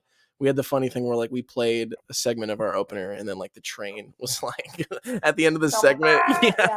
And like I think I've seen that video. That shit to me, like for me, truly felt like I was like, I made it. I finally did it. It was so sick because like that many people who wanted to come see us and like sit in the lot and like they appreciated every moment of what you did. No matter what you did, they were just like in awe of every second of what you did, and they intently like watched you. And it's so funny going back to the video, like when we play away, for example, like we play away and we get to that big like downbeat with like the big hit, I see like 3 kids' faces just be like, and they're like cover their mouth, and I'm like that's what it's fucking about right there. Like that's what I want. Like that's all. Like as a kid, I'm like I wanted a video like this is the shit. So yeah. Well, and it's the thing that really blew me away wasn't so much like the people in the lots. It was the love after the show. So like the first time I ever had somebody come up to me when I was in uniform, like we finished the show, we walk out, like I had somebody come up to me and was like, "Can I take a picture with you?" Wow. And like, and I had that happened like a couple times throughout the season where, and there was one like we had an alumni who was like he had marched like a while ago, and so he came up to me and he had a little girl, like a little 2 or 3 year old girl, and he's like, "Can my daughter take a picture with you?" Because like I'm a girl in low brass, right?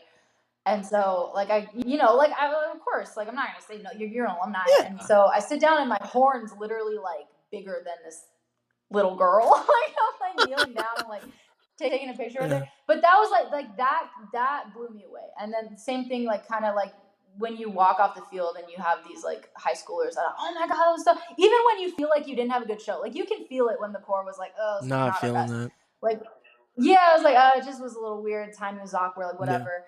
And you walk off and there's like these high school kids that are like, oh my Loved god, you and like especially like regardless. kind of like the name Phantom Regiment people get really excited about. And so that, and also just like everywhere we go was like Gatorades for like alumni. Like we had an alumni in Georgia, I think, who owns like a barbecue restaurant.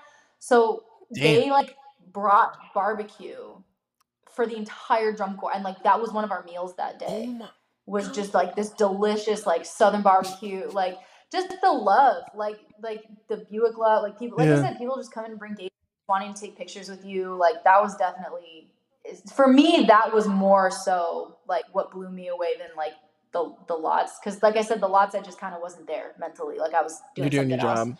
But but like off field, like was there like a lot of like breaks alumni, like was there a big I gotta guess with Phantom, like a big alumni presence on the road, like no matter where you go, like Phantom alumni being like, and like I'm curious too for like if you guys ever did, like I know like some cores like Boston for example will do like a concert in the park, or we'll do like a history kind of deal in Massachusetts where they have an opportunity for alumni to come out or whatever and do an event kind of all together. Does Phantom ever do stuff kind of like that? Yeah, they do show of shows. Oh, okay. So we actually have alumni come out.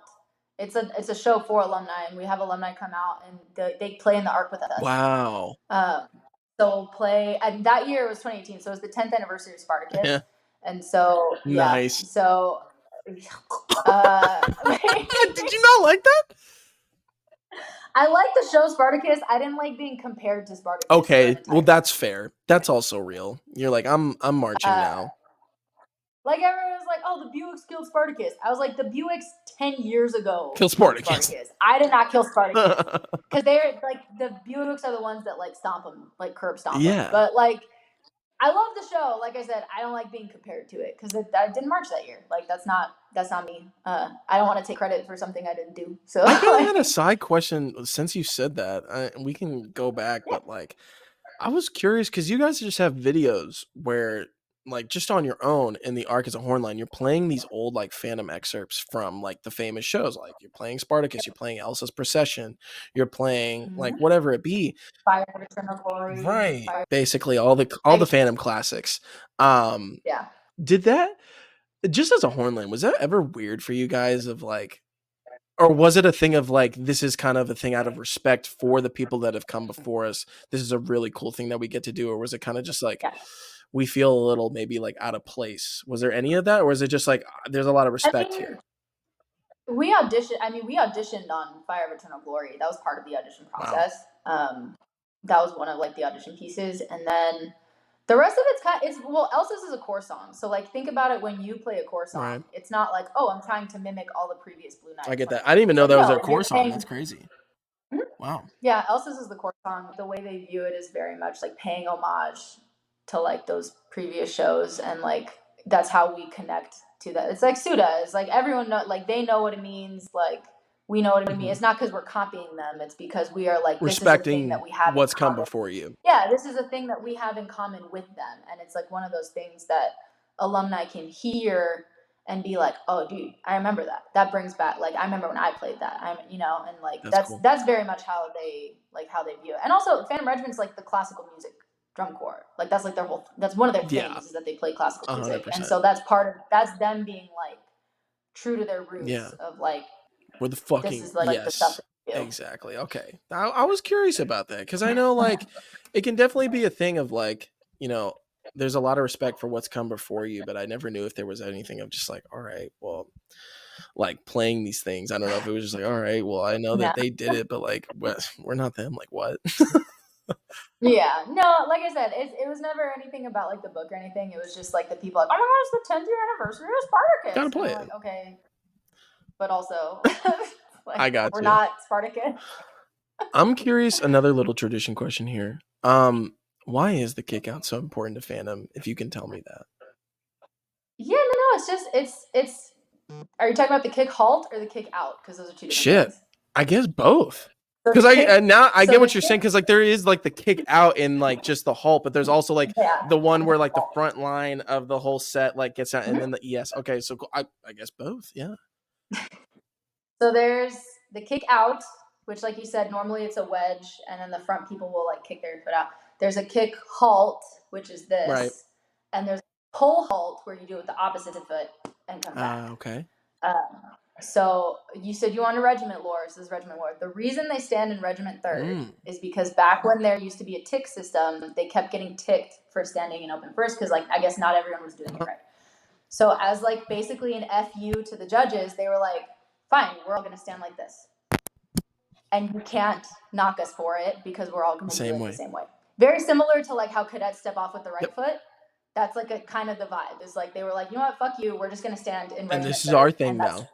Yeah, and that's just the thing. And so that was just kind of the genesis of how that happened. And then as far as like the kick halt, the way it was explained to me is literally like you're just ending a phrase with an exclamation point. So like instead of like ready, halt, click, click, it's ready, halt, bam! Like, and that's like making a statement. And it's very much like for visual effect. Like it's just it looks cool when you do it. Was there ever like a moment in the summer where you can like remember like that happening, and like was there ever like a favorite audience or anything like that, where like an audience reaction where we were like, holy shit, like we did it, and the audience just like lost their mind because it's the famous like phantom move?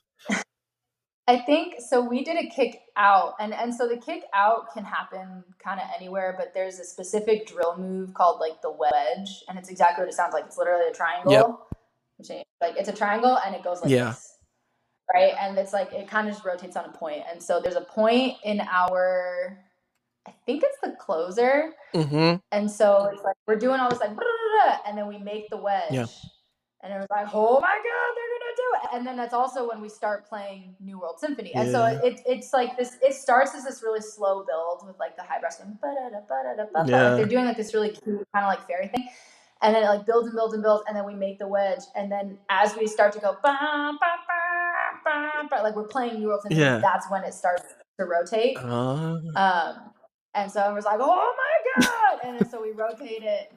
And then we get there, and then everyone kind of goes down to a knee, and they're like, "Oh!" And then they do the kick out, and everyone's like, "Oh!" Like, yeah, so it's like this huge, like, I would say that's probably that was usually, if we did it right, that was when people would start to stand. I was gonna say, like, without, I don't think that can ever get old. Like every single night, like if you do it the right way, you gotta do it right. Yeah, if you definitely have to do it right. If you mess up, like I think there was a show where somebody in the front line like missed the kick out or was like a little bit late. I'd cut. Yeah, I'd like be a little gone. bit late I'd be like, say no more. I know where to go. Yeah. It was well, and it was a big deal too because like we literally switched dots. Like we switched dots so that vets could be on the end so that they could do the kick out. As they like, should. That was, like, that makes sense. Yeah, like so we were like it's a big deal. So like somebody like was, I think they were like a little bit late. It wasn't like egregious. It wasn't but like, you could kind of see but it was a little like and that's something that's so iconic that like it has to be perfect. Like it has to be really it's kind good. of our thing. But yeah, like, and that's, like I said, that was like the perfect storm of like, it was a good build. Yeah. It was New World Symphony, which was like by far the coolest thing we played in the show. It was the closer, the wedge, the kick out. Like that was probably like the best moment of that show, in my opinion. Absolutely. 100%. I was curious about that show because you said earlier when you were talking about the uniforms that you didn't like the hoods on the uniforms. I was curious, like, why were the hoods like on the uniforms? So this is like a really small question to me, but I was always curious about that, like with the show, like how did that all tie in? So the show design was a little bit lacking. So like a lot of people don't really understand what that show's about, and that's okay because I don't think we understood what it was about. It was supposed to be about like, so it's this new world. Yeah. The concept of the show is you are thrown into a new environment, and every movement is something about how you react. So the first movement is literally called wonder. Okay. The second movement's like anxiety. The third movement, and it's just like as you go through this place, and like at the very beginning of the show, you literally see like a color guard member's on a prop, and he drops. Yeah. Like you literally get dropped into like a new place. And so the hoods were supposed to be, I don't think it came off very well, but they were supposed to be a traveler's cloak. Oh. So that when you like put the hood on, it's like, oh, you're like a traveler. And then there's just from a design standpoint, the color change. They wanted something that they could do multiple color changes. Yeah. So when you put the hood on, it's white, and when you take it off, it's like hair colored. So they wanted something that they could quickly do multiple color changes on, and then it's supposed to tie and be like, oh, it's like a traveler's cloak. It didn't come off very well. Gotcha. It did not. Like I said, this show, I don't think there's such a thing as like a show with no redeeming qualities. I didn't really like the show that much. I think it had some really cool moments. Yeah. And I did really connect, especially at the beginning of the season. Like I connected with the concept of like, oh my gosh, you're in a new place where you don't know how to do anything, and everything is weird and different, and you have anxiety. And I'm like, dude, I get that. That's me. I get it. Like I can play this character. Like I definitely vibed with like the concept. I think the construction just didn't come out the way it, It was a little awkward. Yeah. I think the transitions weren't that great. I think the visual concepts could have had a better through line because it was all very just disjointed. But the moments were like like there. That closer was pretty beautiful. Like a really hard closer, by the way. Yeah. Like, really hard, but like really beautiful closer at the same time. It was, and it's like New World Symphony is this beautiful piece. I think we played like the Maslanka, like we played really cool stuff. Yeah. It was just very like kind of disjointed, and the way that it like the way it came together. But if you see like a 30-second clip, it's like, oh, that's kind of cool moment. Like, you know what I mean? Yeah, absolutely. Yeah. I was curious, just a last little Phantom thing here, because I want to make time for to talk about SCV and then obviously your teaching experience. I want to make time for all of that. But I'm curious, your first Saturday night. We always talked about Saturday nights being the thing, and you got to do your first with Phantom in 18. I'm curious for you. I've talked about my first Saturday night and what that was like for me. What was that like for you? How did that feel for you? Was it just another day in the office, or did you take some of that in and be like, I fucking did it? Yeah, that one was pretty emotional. And so there's like a couple like different spots. So the first, like one of the first things, it wasn't Saturday night, but the first time Brent Crocker announced us, and I was on like the first time because it's such an iconic. Bro, the fucking right? Yeah, it goes on forever. And the first time, and I had always like loved that. I was like, oh, that's so cool. And so the first time like that announcement was made, and I was like on the field, I was like, oh shit, that's me. Like it was really cool. Yeah. So that one was like a little bit emotional. And then the other thing with Saturday night, the regiment obviously has a lot of tradition. So finals morning, finals, prelims, and semis. Yeah. I said that in the wrong order, but anyway, the last 3 days, they wake you up with music. Oh. So the vets, I think, played canon, and then I think they play like a small ensemble would basically wake the corps up, and they would play like these really iconic like regiment tunes. And I want to say one of them was Elsa's. I don't remember. Yeah. But they'll wake you up with these like really iconic like regiment tunes, which is super cool. And then so finals. Remember, this is also my first time performing without a band hat. And so when I had my first 2 years, I had my band hat, I couldn't see the crowds. And so like this time I could. Yeah. And so we finished the show, and we finished with the hoods off and everything. We finished the show, and I 100%, I just kind of looked up and like, and I know you mentioned it before, but it was like a full stadium. Yeah. And like people like screaming Suda and like doing all this stuff, and I was just like, oh my god! Like it was kind of literally, it was like, wow. It's like when you go to the Grand Canyon and like you can't really like say or do anything. You're just kind of like, whoa, like that's nuts. I can't believe this like, is that's actually crazy. happening Like, right now. Yeah, it was kind of just like, wow, that was really weird. Yeah, it's like, I don't know. It feels like that you don't even know what to do, because like for me, I felt like I didn't know if it was gonna happen. Like I didn't know if it was actually, even still, like during the season, like we're having a record-breaking season in 19 for the core, and I'm just like, Yeah. I still don't think something's gonna happen where they're like, Jeff, you got to go home on Friday and you can't do Saturday. Like, I don't know what happened, but you got to go home. And that year too, Regiment, like we barely made finals. We got 11.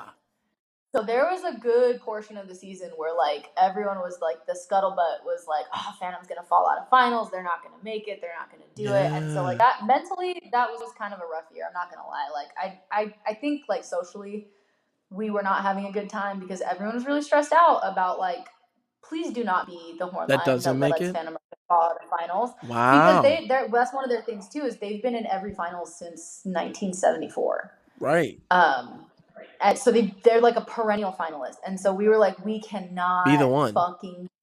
We cannot be the ones to let them fall. Damn. So there was that some actual like pressure? Was there some actual like, hey, like was that motivation? Yeah. I mean, I think we wanted to be good regardless. Right.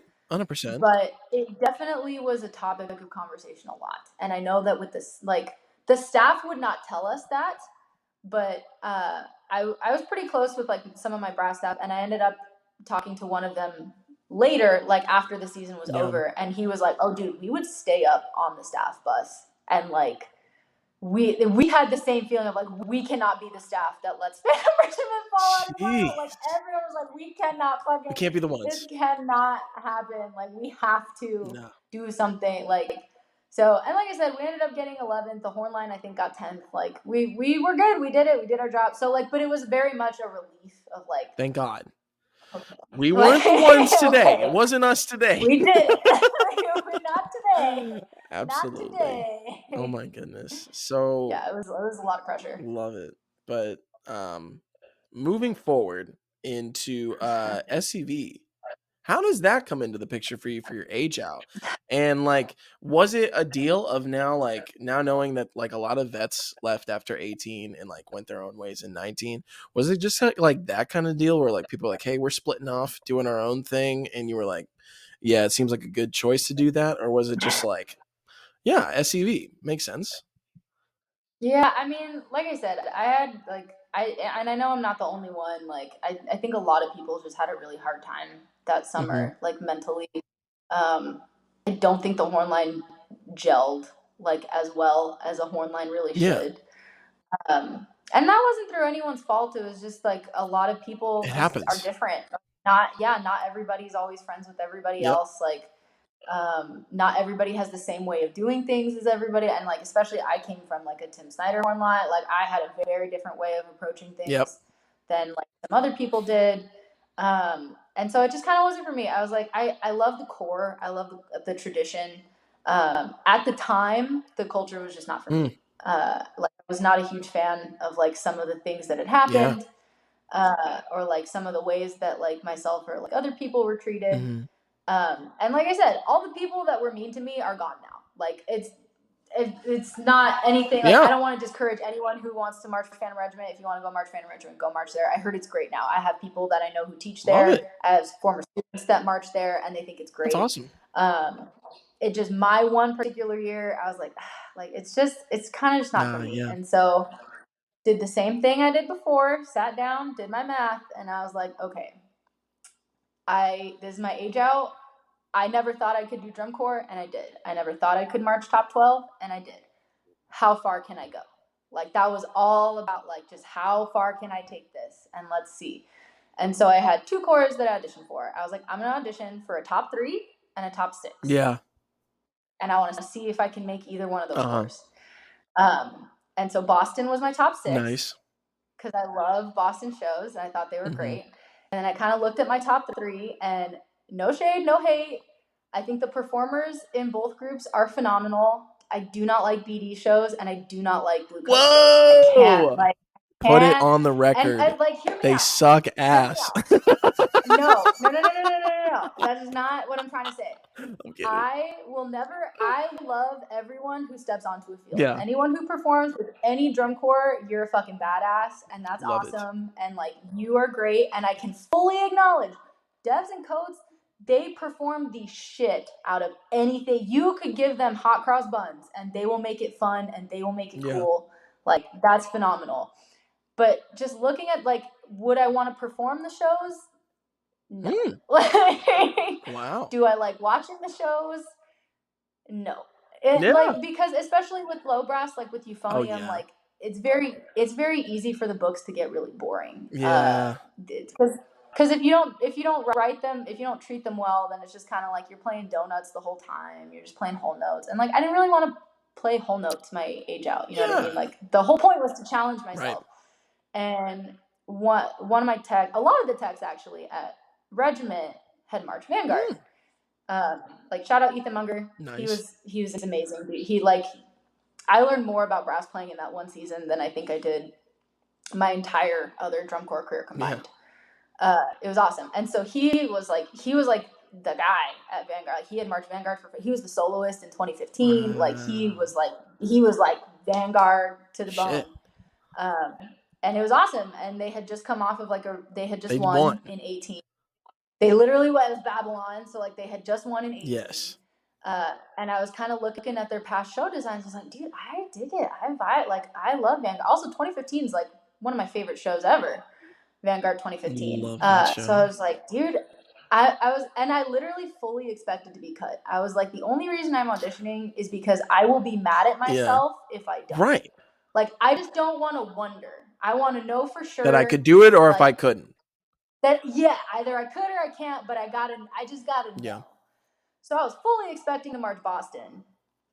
Because I was like, I think I could pull off Boston, but let's see what I can do. I was like, I think I can hang. So the Boston audition was first, and I got cut. And I just... Yo, you built that shit up to be like, I mean, yeah, I think I could fucking swing it. And then like, oh yeah, I got cut. No, they said, no, you cannot. No, you can't. And it sucked. It really sucked. It was like not a great audition experience. Damn. Like we didn't even arc. We didn't learn anything. Really? It was a satellite. No, we just went into the room, went into the visual. The visual audition, by the way, was one guy in the band room, no tape, no cones, no metronome. And he just clapped and he said, take 8 steps forward. Okay, take 8 steps back. Okay, that's your visual audition. What the fuck? Are you for real? This was it? Yeah. Like walk in, give me your name, where you, whatever, and then just like march 8 forward, 8 back? Yeah. What are you going to get from that? Do you remember what they gave you in that audition? Like for a number? Yeah. For Vish, I got like a 2. How do they even give numbers for that shit? I was just so curious because I'm like, there's nothing. Bro, anyone can march 8. What? Look, man. I just work here. I don't know. That's crazy. I went. So it was really, it was bad. So it was really, really tough. And that was like, and like looking back on that, I think that had less to do with me and more. I don't think anyone at that camp got a contract. Was it more like a satellite or was it a full? It was a satellite. Yeah, it was a satellite. Oh, wow. And that was the thing too. They were like, oh, you can expect to be here for 5 hours. And normally for a satellite camp, you like make an arc. You'll warm up as an arc. Like, and then there's no, it was literally just you sit in a room until it's your turn and you go in and you do it. And then, okay, you're done. Go away. It was very odd. And like looking back, I'm like, I feel like administratively there had to have been something wrong with that. Maybe taking fees for that experience. Oh, interesting. It's not great. Okay. But I was like devastated because I was like, dude, if I can't fucking make a 6, like there's like, no where way. Am I gonna go? There's no fucking way that I'm gonna make it. Like it's not gonna happen. But like, and I was like in tears. I was like, oh my god, like what am I gonna do? Yeah, what am I gonna do? Like, and my dad, like, shout out to my dad. Shout out dads. Shout out all the dads. Shout out dads. He was like, Julia, that had nothing to do with you. Just focus on your next audition. Yep. And I was a wreck. Oh my God. I think there was like the next week or like 2 weeks from then. So we went to go to Vanguard and completely different experience. Like very like opening. And I really love the way that they kind of talked, like addressed the group because they were very much, we want you to march Vanguard. And if it is not this year, we want you to go get some experience and we want you to come back next That's year. cool. Like, we are operating under the assumption that you will march Vanguard. It's just up to you whether it's this year or next year.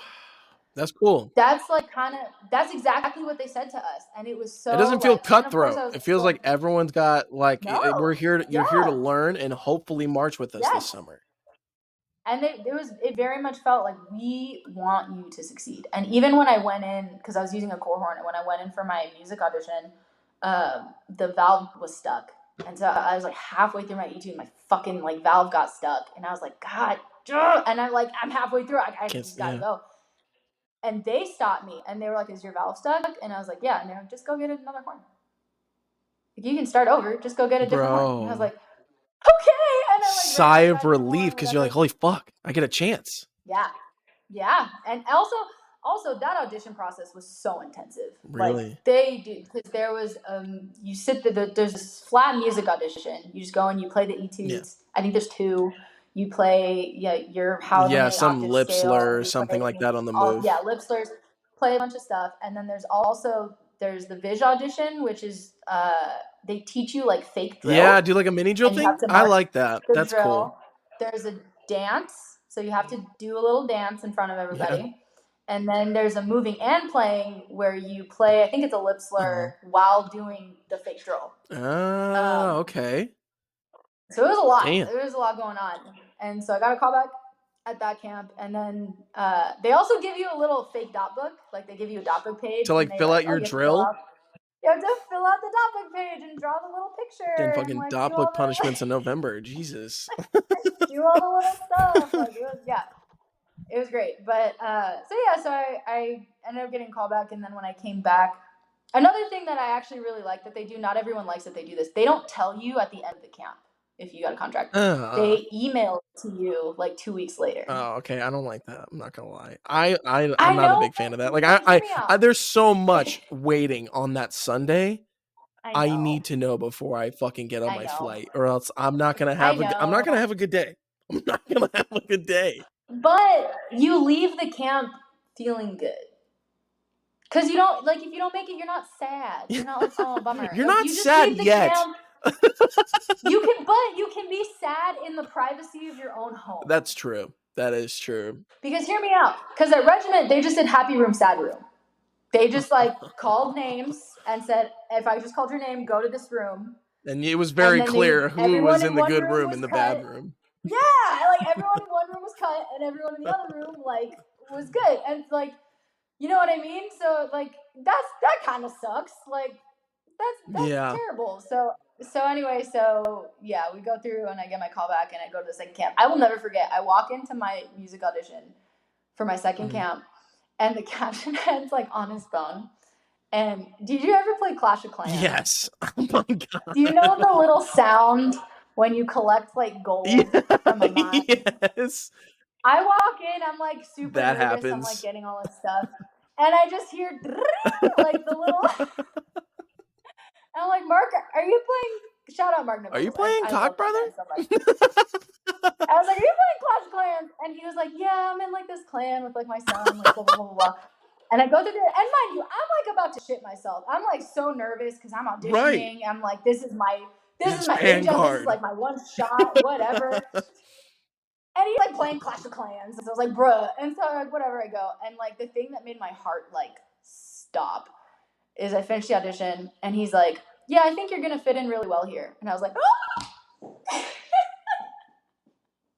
That would have, yeah. I swear to God, my heart stopped. Would have walked. Like, yeah, I wouldn't even know what to say. Like, what did you just say? I didn't know what to do. I was like, so, am I done? So I finished the camp. Obviously, I made it. Like, I found out. And even then, like 2 weeks later, I was in class. And I just get a text from a friend who's like, check your email. And I was like, maybe he changed his mind. Like, you know what I mean? We did. Like, I don't know. So, yeah. But obviously, I made it. Love it. That was tough. It was a really tough audition process, especially because they had just won the year before. Yeah. So like everybody and their mother wanted to do it because they were like, they just won. And Babylon was like every high school kid's dream. They're like, oh my God, the click. That was fucking wow. And I'm like, get out of here, bro. I'm not gonna lie. I came back and everyone was like, the click. Oh my It's god. just the trumpets. I'm like, it's only it the really is trumpets. just the trumpets. I'm like, God, They're it's the only not. ones that do I went it. back and I'm like, it's not that crazy. Like, it's the click. It's not. Yeah, I mean the click was cool. It was Yeah, awesome. I love that show. very cool. I No, think I that show love. was Don't so get me well wrong. designed. That show's fucking sick. It's awesome. Don't get me wrong. It was great. But I'm curious. Going in, like you talked about, everyone and their mother wanting to be in this core. Once you make the core and you're going into the summer, is there any like? I'm gonna guess that there's gonna be a lot of vets coming back from that 2018 season who march because they're like, we won, let's run it back again. This only makes sense. Like, no one's gonna be like, all right, well now I'm gonna go to BD. Everyone's like, yeah, I'm gonna go to BD now. Like, no, we just won. So like everyone's coming back. So like, is there a pressure like of, hey, we won, we just pushed the activity forward, like that standard is kind of on us because we kind of lead the activity right now. So like when we come out, they're following us right now. So was there any of that going around, or was it kind of just like, hey, we have to still focus on putting the best product out there? Not from us. So I don't think that came from members, to be honest. And this is going to sound really weird. Anyone who was like actively, including like design staff, including members, we weren't really. This is going to sound weird. We weren't trying to win. And this is like a talk that they had with us. Is they were like, we feel that it is the responsibility of the defending champion to push the activity. Yeah. And to do something different. And so we're not really focused so much on like Winning first, it's pushing the activity again. Yeah, and like so that's their whole. And that, I mean, I think it definitely came through in like the uniforms and like those were last place, like, by the way. Let's just remind everybody again, those were last place on Julia's list. I'm sorry, they were comfy. Like they literally, to test them, like when they were fitting us, they were like, do a cartwheel, see if you can do a cartwheel in it. And that was like to see if you could. Dude, that visual program, that was nuts. They had us doing cartwheels. They had us doing cartwheels with one hand. They literally, we were doing a dance block one time in like the camp season, and Michael Rosales is like, oh, dude, blah, blah, blah, blah, blah. And then he's like, okay, here's cartwheel. And then we're like, excuse me? And then somebody was like, Michael, like during this part of the show, they have their horns in their hands. And he was like, okay, one-handed cartwheel. And we were like, excuse me? What's up? How are we going to do that? What? Yeah, it was nuts. Yeah, but so like I think that kind of came through a lot in the huge tarp. I don't know if you remember, like we didn't have it for finals, but we had that huge tarp that I know. Like, you're not talking about the ones that were like on the side, right near the front of the field? We had a big, like in the middle. We had a big one that took up almost the entire field. Yeah, no, I don't really remember. And yeah, because we only used it like once or twice, and then we were like, this does not work. It was shiny, and so it just reflected glare, and so you couldn't actually see what was on it. And it also moved because it was so big and it took up the field. We were using it kind of like an indoor floor. Like we had the yard lines taped on it, but it would move because we were rolling props on it. People are marching on them. It's gonna move. Yeah, you'd have a yard line and the tarp line was not the same. And Vanguard's dots, like they're so dot heavy. Stressful. So we were like, this is not working. So we ended up not using it. But it was like, oh, no one's ever done like a tarp that covers the entire field. Like, let's try it. Like, and some of them were hits and some of them were misses. Yeah. But that was like the goal. The goal was just like, honestly, at times it was like, it felt like they were just like, how hard can we make it? Because that book was hard. Yeah. That was a very hard book. I didn't want to play donuts. I got my wish. They had like JD Shaw has the berries. Like we had the longest technique like in the show, which I think was really fun. Was that the segment that's like on DCI like for your guys' show? Because like every lot video I see like that like oh no. That the entire chord does that. I was gonna say because that was super sick, by the way. That's just like a fun ass segment, but that's what I mean is like that was the kind of shit that they were like, oh, let's have our soloists play something really hard. Yeah. Cool. Now let's have the entire horn line play it back to them. Jeez. Like that was what it was because the trombone was like and it's like all in weird time signatures. It's like really fat. Like there's a bunch of octave jumps in it. Like it's super super hard. And like the berries had this like really fucking hard book. Like forever. Like the whole book was. I think at one point for like a singular set, I was marching at like 2:30 something, What like the fuck? backwards, because they were like, just do it in double time, and I was like, You okay. got no problem. And it's like we're like doing Bro, stuff like it. I Yeah, had a it was question for it that was segment, like challenging. I was just talking about. Like, who came up with like the tie the trombone to the, or no, not the trombone, but the baritone The to the baritone little thing and like swing was a that bitch around staff. the whole who came up with that, and how did no one get hit? Did anybody get hit? We had a Barry that was broken. So the baritones, by the way, that year in 2019, the baritones were the only ones that did not get new horns. Everybody else got brand new horns. Wow. Ours were from 2016. So Wow. like, what's up with that? But so we had one that wasn't working. I forget if it got hit by a car or like someone on the Vish staff was just like, because the whole point of the show was like rebels and being rebellious, and they were like, it was supposed to be this like irreverence for like, oh, just take your horn and like just chuck it, just throw it, kind of a la like Cadets 2011. Yeah. Okay. Like that was kind of the vibe that it was supposed to be of like, oh, just like throw it. And yeah, nobody ever got hit.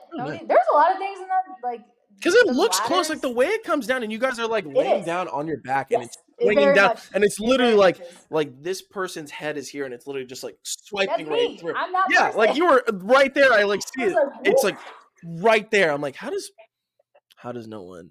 Who came up with this? They measured like they measured the rope. Like the rope's not gonna, but because I think they put like streamers or something. It's supposed to look like paint or something is coming out of it. Okay. So the streamers 100% would hit us like every time. Okay. Like they would just kind of go, but it's just like little pieces of fabric, that's fine. so it didn't Not like the wasn't a full big piece deal. of metal. That's good. No, yeah. Solid. It was just like horn Boom. to the face immediately. Yeah, it was a lot.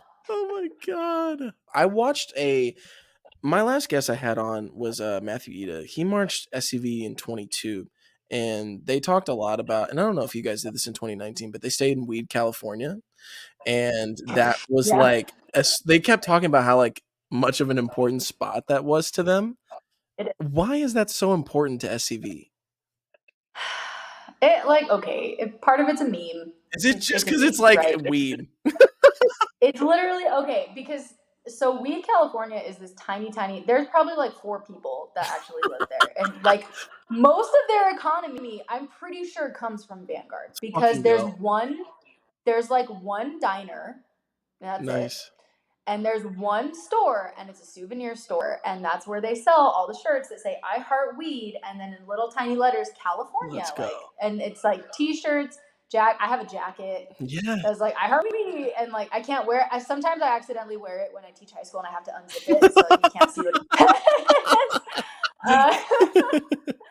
And if someone's like, "What is your shirt?" I'm like, "It's a town in California." I've been like, and yeah, it's really stupid, but it's part of it's like the tradition, and part of it is if you ever go there, it's one of like the most beautiful places on earth. Like it is so pretty. There, like it's like NorCal, so it's like very green. It just looks like it's the most beautiful shit ever. It's really pretty, and it's just a place where like Vanguard goes to just be away from the world. And it's gonna sound so stupid, but it's like Vanguard's a little messy, and then they go into Weed, and when they come out of Weed, it's like, oh my god, that's Vanguard. Yeah, like they're all and that's kind of just where they go to like become Vanguard. Like a couple places like that. It's funny because we were actually in 2019 we were in Oregon first. Which, by the way, you want to know some trippy? Has anyone ever said like on finals week where you're like, what if you woke up right now and it was spring training? Yeah. That happened to me for weeks my age out year because I would wake up in Oregon, I would walk outside, and Vanguard at the time had not gotten their new food truck yet, so we used Oregon Crusaders food truck. So I would wake up every day, like, fuck, am I back in 2016? in Oregon, and I would eat lunch from the OC food truck. Wow. I'd eat breakfast from the OC food truck. And so every day, I literally had the thought of like, am I back? Is this what happened? Like I went into like a portal and now I went back in time? I think I was in a coma the whole time. Like, yeah, it was absolutely nuts. But But yeah, and so it's I think weed mostly is just a Yeah, meme, it's just a but it place. is kind of we just go there so much, or I don't know if they still do, but Yeah.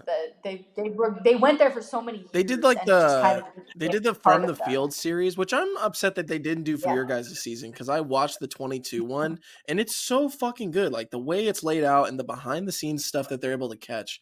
Yeah. Like every core needs to get on that because it was incredible. Watching Oh the yeah. 22 series, I was like, bro, every core needs to get on this type of thing because it's easy. It's like it was 7-8 episodes and they were like the longest one was like 10 minutes, but they're all like 3-4 minutes a piece just to give you like a little update of how the core is, some behind the scenes stuff, what they're working on. Like, bro, everyone hop on that. It gets you invested. Yes. It gets you Like part of the process. I was prepping for the last episode and I'm watching the series. I'm like, I want Vanguard to win so bad this summer.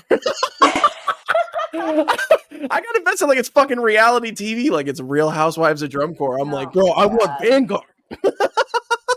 Do you remember that series? Yes, Clash of the Cores, bro. Yeah. I'm personally thinking like if The Rock, like, because it was The Rock's production company, so like if it wasn't him and a guy who like if it's not The Rock, I think that doesn't take it on. Which you gotta have someone with money for a production team to do all the stuff that you got to do. And they were able to capture some good stuff, but like I don't know. It was so silly. It was kind of silly. It was not. It wasn't that good. I'm not gonna lie. The way that the angle they took at it, but I think it's because like it's coming from a company that doesn't know what they're talking about. So The Rock was just like, bro, there could be a lot of money in this fucking DCI. Let's just see what we can do. And like the way that they angled at it though was not.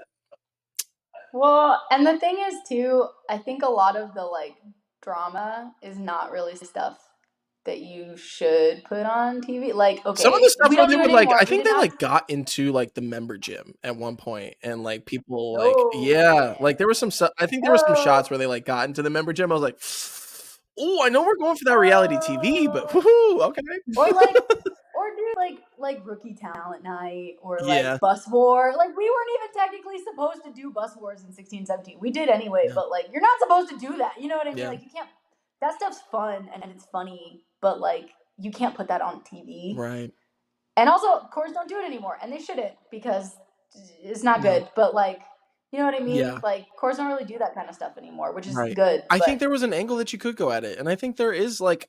There should still be like if it were ever to come back, I think I would still be cool. It's just the angle that you take at it and like how you're gonna kind of if you're gonna follow these groups, like just kind of you gotta know what you're talking about. You have like for this activity, it's like anything. If you're gonna be some like reporter who's gonna talk about basketball, but you've never played before, like no one's gonna be like, you're gonna be like, you don't know, like you've never done this shit before. So it's like, we need people who know what they're talking about because I think that'd be cool. It'd be cool to do it again, but I don't know. But speaking of that, actually, you guys had FloMarching come to one of your rehearsals in 2019, and Ryan Adamson was mic'd up, one of your co-caption heads, leading rehearsal for the day. What was your guys' reaction to like how did that whole thing kind of go down? Like, did the team just pull up and you're like, oh, guys, it's fucking FloMar, like, oh fuck, like this is happening today, like because FloMarching was still like fairly new at that point. So like, were you guys like, whoa? Or were you guys like, all right, cool? I did not notice. Oh, I didn't notice. Like because here's the thing, Vanguard had, at least at the time, they had such an extensive media team. So there's always someone there. Someone was always in your face with a camera, and it was usually, and they did fantastic. Like there's one video where they did such a cool thing. Like they put I had a GoPro on my horn, but it was facing backwards, like it was facing me. Oh. And they put a GoPro on a trumpet and a mellow and a tuba. Oh. And so they stitched the videos together so that I would snap my horn up and it was like, and like you could kind of see like my fingers, and I'd snap the horn down, and when it snapped back up, it was the mellow. Oh. And like every time it snapped, it would different like switch to like a different. It was really cool, and like, but that's what I mean. It's like there were kind of cameras just like all around. So you're just used to it. Most of the time, and so it's just it was kind of the same thing at Regiment with the people in the lodge. It's just like just don't thing. fuck up, like don't don't be dumb. Just like do your job and you'll be fine. Like don't be stupid. Come on now. Yeah, don't be stupid. Like just do the reps. Like you're fine. Just kind of go. Like I honestly don't even remember that day. I don't remember FloMarching coming. I feel that absolutely. How did you guys like? What was the reaction kind of towards the end of the season where there is kind of that gap between third, second, and first? Like, did you guys ever like? Was there ever like we're getting slighted out here? Was there anything like that, or like how did you feel since it's We like your age out and you're with the group that had just won? Well, hear me out. My rookie year, I got 18th. Okay, word. So third to me was pretty great. Yeah, Like I was like, yo.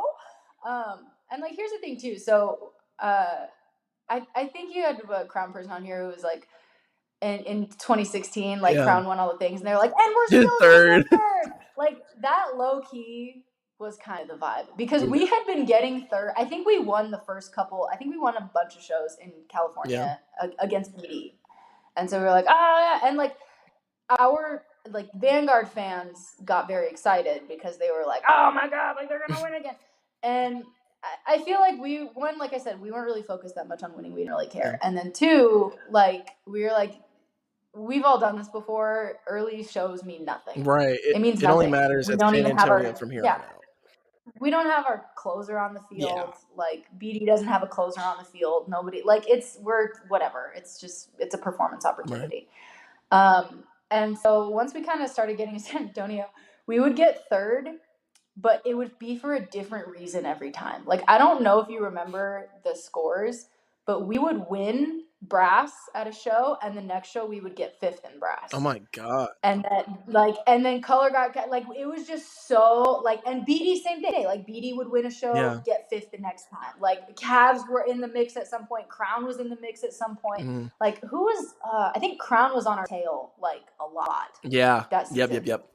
So it was constant, just like, and then this, like you said, these kind of islands, like BD and Coates, kind of started pulling away, and like.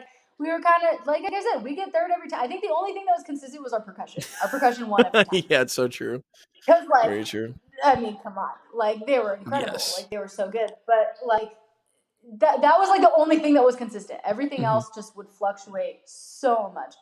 And so, literally, going into finals week, we were like, yeah, we're going to get third. We're gonna like enjoy this. Like, don't worry about what. Like, we're getting third. Like, enjoy I said, we just kind of wanted to be good. Like, we just let's just be we're good. Hanging out. Yeah, we just be good for the sake of being good. And to our credit, like we kind of broke the quote unquote curse. So for a lot of cores, basically any core who is not the Blue Devils, when they win the year after, they usually fall out of medal contention. Oh yeah. So like cadets, I think Coates did it. Coates did it in 16. They went to like fifth. Coates did in 17. It. Yeah. And so everyone was kind of like, oh well, we're gonna get fifth. And so when we medaled, it was like, oh cool, we actually medaled. We're legit. 3 years in a row because we got 17, 18, 19, 3 years, 3 medals. Yeah. Which I think is really funny because there were vets that marched since 2016, and so I was like, so in your 4 years, you have gotten first, second, third, and fourth, which I think is really funny. I just thought that was funny. But yeah, so I mean, we kind of like broke the curse. We were like, yeah, okay, cool. We medaled the year after we won, which is kind of cool. Our percussion obviously won for like the 4th year in a row, which is nuts. That's absolutely crazy. Kudos. So it was like it was a guarantee at that point. Like we were going through captions, like going into finals retreat. It was like, okay, so Vanguard has the Reddick Award wrapped up. And I mean, like here's the thing. There was still a little bit. We were like, Crown might. They might like we don't know. They've been kind of like they've been there. They were kind of like creeping up a little bit, and I think it was close. I don't remember what the final scores were, but I think they were pretty close behind us. I think when Brent Crocker was like, and in 4th place, he kind of like sat there for a second, and we were like, And then as soon as he said Crown, we were like, cool, we got nice. Yes, we do. It wasn't a surprise. Like it wasn't. Like I said, no one really was like disappointed. Like nobody. That's good. I don't want to say nobody cared. Like we cared in the sense that like we wanted to be good. Right. It wasn't for the we did not repeating. Talk about scores. Yeah. No, we did not talk about scores once that entire season. Nice. That's solid. It was all about the show. It was all about performance. It was all about like, what does the show mean to you? What is this? What is that? Like we never ever talked about placements or scores. I just ask because like it's so silly, but like the only group I've heard that really does talk about like the scores and who we're competing against. And it's funny because I've had Crown people on, and it's Crown. Like Crown has had, and you can see it. the years that they just care about, like, and I've talked to the people, and the years that they just cared about, like, hey, we're going to put the best Carolina Crown product on the field that we can, were everybody's favorite shows. Like, Those are the best those were the ones. best ones. Yeah. Everyone loved them. And then the ones where they were like, but we gotta like, like when they did 14, and like I like 14, but like everyone I love 14. hated I 14. think it's a great But their show. whole mindset that season was, how can we take what we've just done winning and like take it to the impossible and just like win the whole thing. And like when you're just thinking about that, it was so like, that's why I asked, because like hearing from them, they were like, legitimately, that's what we were thinking about, was like, we have to get here, we have to like win. And every time they thought about a certain place or a certain number or whatever, the show would suck or they would suck. And like, that's just what happened. But then they would just be like, all right, cool, let's do it for us, let's put the best product out there. And then you're like, oh, 2016 happens, and I'm like, yeah, good show, guys, great fucking show, just do that every time. Yeah. And I think a lot of it comes from like, one, the core, and two, the audience. Yeah. So like what I mean with the core is like Crown, I think, has only ever won that one time. And so I think they kind of, it feels like they have a chip on their shoulder of like, we got to show we can do it again. Vanguard's won 7 times. Like, it's, I don't say that I didn't win. I'm not trying to, like, it was not me. It was not me. I'm sorry. But like, the Vanguard organization has won multiple times. Right. And I think when an organization has won multiple times, it's less about like proving that they can do it again, because they've proven that they can do it again. We know that we can do it. Like Cadets has won like 1 billion times. Right. Like Scouts have, like, just cores that have like been consistently up there. I think they have less to like prove. And then two, like I said, the audience, like I said earlier, like, oh, that the pressure to win did not come from us. It came from the crowd. It came from like the hardcore Vanguard vets, or like alumni, or it did. And they were like, well, how come they literally had to tell us, like, do not go online. Don't go online. Everyone's gonna hate you. Like, the uniforms were a whole big thing, and like all the old guys were like, hate it. Like, yeah, we got so much hate for it. And like, it's kind of funny now, but like at the time, it's like, you don't want to see that. Like, I have no control. I didn't pick the freaking uniform. I'm wearing what they told me. You know what I mean? But it's like, it's all this, and it's funny because at regiment I kind of did something similar, where like I posted a picture of my regiment uniform, because we did a parade with helmets. Yeah. And I posted a picture, and I think that picture, somebody put it on like Drum Corps Coffee Shop or something, and like a bunch of people were like, oh my god, like regiments, the helmets are back. And then we didn't have helmets in the show. And everyone was like, it is your fault. Like, me specifically, I am the reason. You are the problem. You are the fucking problem. Like, I got a lot of hate for that. And like, so I learned my lesson, and then in 19 I was like, I'm not going Give Phantom a call, like, yo, can you please bring him back? Yeah. Bring it back. Like, yeah. So like, I learned that lesson the hard way. I did not go anywhere near the internet in 2019. That's smart. Like, I don't want to know. I know you don't like it. I don't care. We play loud. That's all I care about. Like, we play loud. We do good things. We were loud. It was fine. It's okay. Yeah. So, but like, that's what I mean, is a lot of that. And even like, kind of same thing when you're walking out of a show, and like, I was on prop crew that year. So, when you're walking out, you're walking back to the bus, you still kind of have your halves on, and people come up to you, and like, they'll start talking to you, and you don't want to be rude. So people come up, they start talking to you, like, what's up with the uniforms? What's up with this? And, oh man, I really hope you guys win. And, oh, we really want you to win. And it's just like this conversation that kind of is, you're constantly inundated with, like, you should be winning. You should be winning. Why aren't you winning? How come you're not winning? And you kind of have to like build a shell that's just like, I doesn't don't care. matter. I don't doesn't care. matter right now. I appreciate the love from the fans who like the show, but like, I'm not gonna take. I'm just not gonna take it to heart. Yeah. I'm not gonna listen when it's like, well, you should be winning, and how come you're not winning? And it's like, that's not really what we're about. No, we're trying to put a really good show on the field. Yeah, we're just trying to be good. 100%. 100%. I want to get to my last little questions here. I want to talk about teaching with you. I'm curious for you, like, what got you into teaching? What was it like during your career where you're just like, hey, like, I want to be on the staff side of it? Like, what was it for you that got you into it? I purely selfish reasons. Hey, I 100%. I'm honest about it. I wanted to be involved. I couldn't imagine, like, and I think you've talked about this before too, about like, when you age out, it's such a like identity crisis. Yeah. Of like, what do I do? Who am like I? for the past 4 years, everything else, like school, work, everything has kind of been a means to get back to drum corps. Yes. You know what I mean? Everything else is on the back burner. And then so finally, like, you know, I'm like faced with this thing. I'm like, shit, dude, I don't know what to do. And I was always like very aware. I was like aware that I was aging out soon. And I've asked, like, even back at OC, I would ask them, like, hey, how did you get into teaching? Because I really want to do that. Like, I was always very aware of, like, one day this will end, and I need a way to keep doing it. And so I was always kind of on the lookout. And then the way it kind of happened, and dude, like, for anyone who wants to, like, get on staff, it's networking, man. It's really, that's what it is. So I taught high school. I still teach high school. I've been teaching high school since 2016. Wow. And I've taught, like, I think 8 or 9 different schools. Like, there were years where I would teach 3 schools at the same time. It was long days. I would teach 0 period. I had an internship, so I'd go to the internship, do school, and then I would do after school rehearsal. And I would do that like 5 days a week. And then like show days were on Saturdays. So it was like I taught a lot. Good Lord. Yeah. And so the troopers gig actually came right kind of as I was aging out. I had marched Dark Sky, and the tech at Dark Sky was the captain head of troopers. Mm-hmm. And so I aged out, and he was like, hey, like, you were a really good mover. Do you want to come teach at troopers? So I was like, hell yeah. And so that was kind of how that came. Like I said, I taught 1 camp at troopers. And that was 2020, and the season got canceled. And so I usually don't put that one, but that was kind of like my intro into that.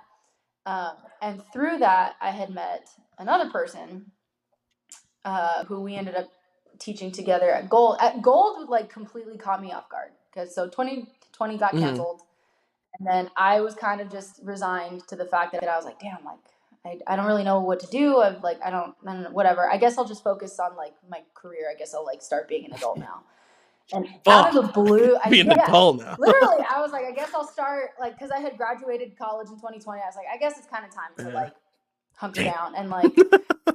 I was ready. I had, like, in 2020, I had like a salaried job, and I was going to quit to go, because I was in BDI, and then I was on staff at troopers. So I was literally going to quit my job, go do BDI for like 3 weeks, however long that lasted, and then just come do the rest of summer at troopers.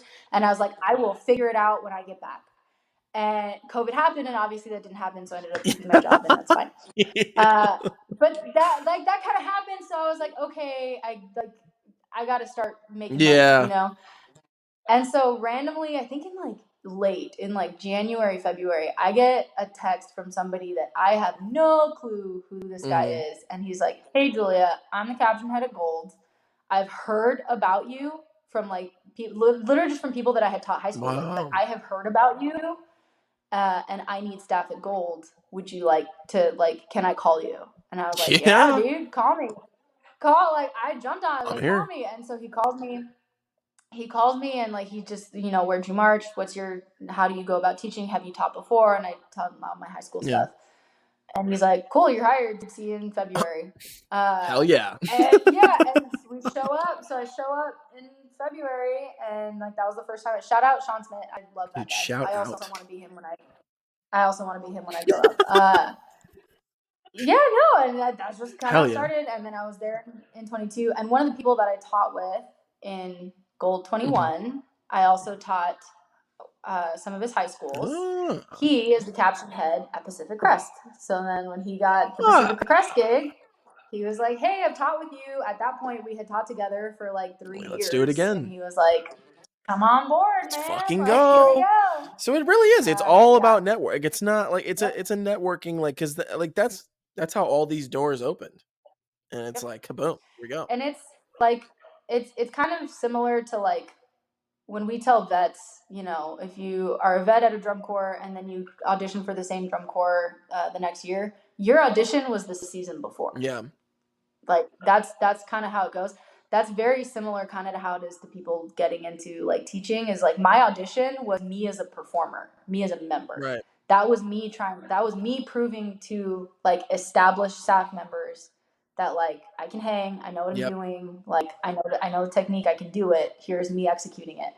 And then that's like the audition, and then they kind of will ask you to come on board, and maybe they'll ask you to teach at a high school, and like that's now your audition for everyone who teaches at that high school is a potential like The future. connection for you to go somewhere else. So it's like everywhere you go is like that networking, like that is your audition when you are trying to like get into teaching these places. Wow, that's really cool. Honestly, I've never heard anyone break down kind of the teaching world and how it all works. So that's really interesting to know. Something I'm curious about though, teaching at Gold, you've kind of talked about this a little bit before, and I want to hear from you. Like, what are some of the challenges that open class groups face that maybe as the casual listener, somebody who doesn't know a lot about open class, like what do we not know that these open class cores are like facing? Dude, I mean, shittily enough, it's money, man. Mhm. It's like that is the root cause of everything, because like here's the thing. They like Gold didn't have a food truck. Wow. They had a like a box truck, like a refrigerator, Right. but like they were that like that's kind of what they were. Like when I was like Gold, there were points in the season where it was me by myself on staff, like on as like a vid Good staff. Lord. There were points where it was me, like in 22, there was like I would say probably the majority of the time on the road, it was me and one other person. And that was the entire Vish staff. And like, that's who it was that day, because we couldn't afford to pay anybody else. Wow. And so that was the other, and so, you know, I'm doing all this stuff. And then the other thing is like the staff was in charge of the social media, because we don't have a media team, because we can't afford to have a media team. And I don't think people shout out media teams because they keep cores alive, dude, because that is all your recruitment. And that's up to like the core. I've like figured out like it's up to the core to make the budget for the media team to like not only to pay a media team, but then to pay them with like the things to make, like, you know what I'm saying? So it's like I'm talking about like the From the Field series, like that shit. That's a good media team. That's a good ass media team. Like that's good recruitment. That's like, you know, like it's so valuable. Yeah. And we talk about like, oh, like Hornline videos, and that was that was Loud Guy, and like, yeah, the Hornline is the recruitment, but you have to have the video. You have to market it. Someone needs to take the video and make it look cool and like put it on social. Someone has to manage, like, social media is a full-time job. Like, people, I'm gonna get hate for it, but it is. Like the TikTok and the Instagram and the Snapchat and the, like, all this stuff, like that gets the core in out. Today's age, like you need that of the core out. And you know, we talk about like, how did we end up at OC? It's not because we knew about Oregon Crusaders, because they didn't have a media presence. We knew about Vanguard. We knew about Phantom. We knew about Knights because they had a media presence. That's how they get, you know what I mean? Like, and open class cores just don't have that. Like, they don't have the infrastructure. They usually do not have a very large alumni base or a very old alumni base. Yeah. So there's not a lot of disposable income for people to donate.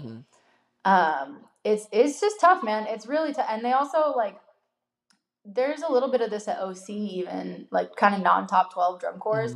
With top 12 drum, like, they roll out the red carpet, dude. Like at Regiment, we were at, oh god, what was the college that we stayed? I don't remember the name of the college, but they, like, you can have the dorm. They kicked the football team off of the football field one time so that we could rehearse. Holy fuck. It was nuts.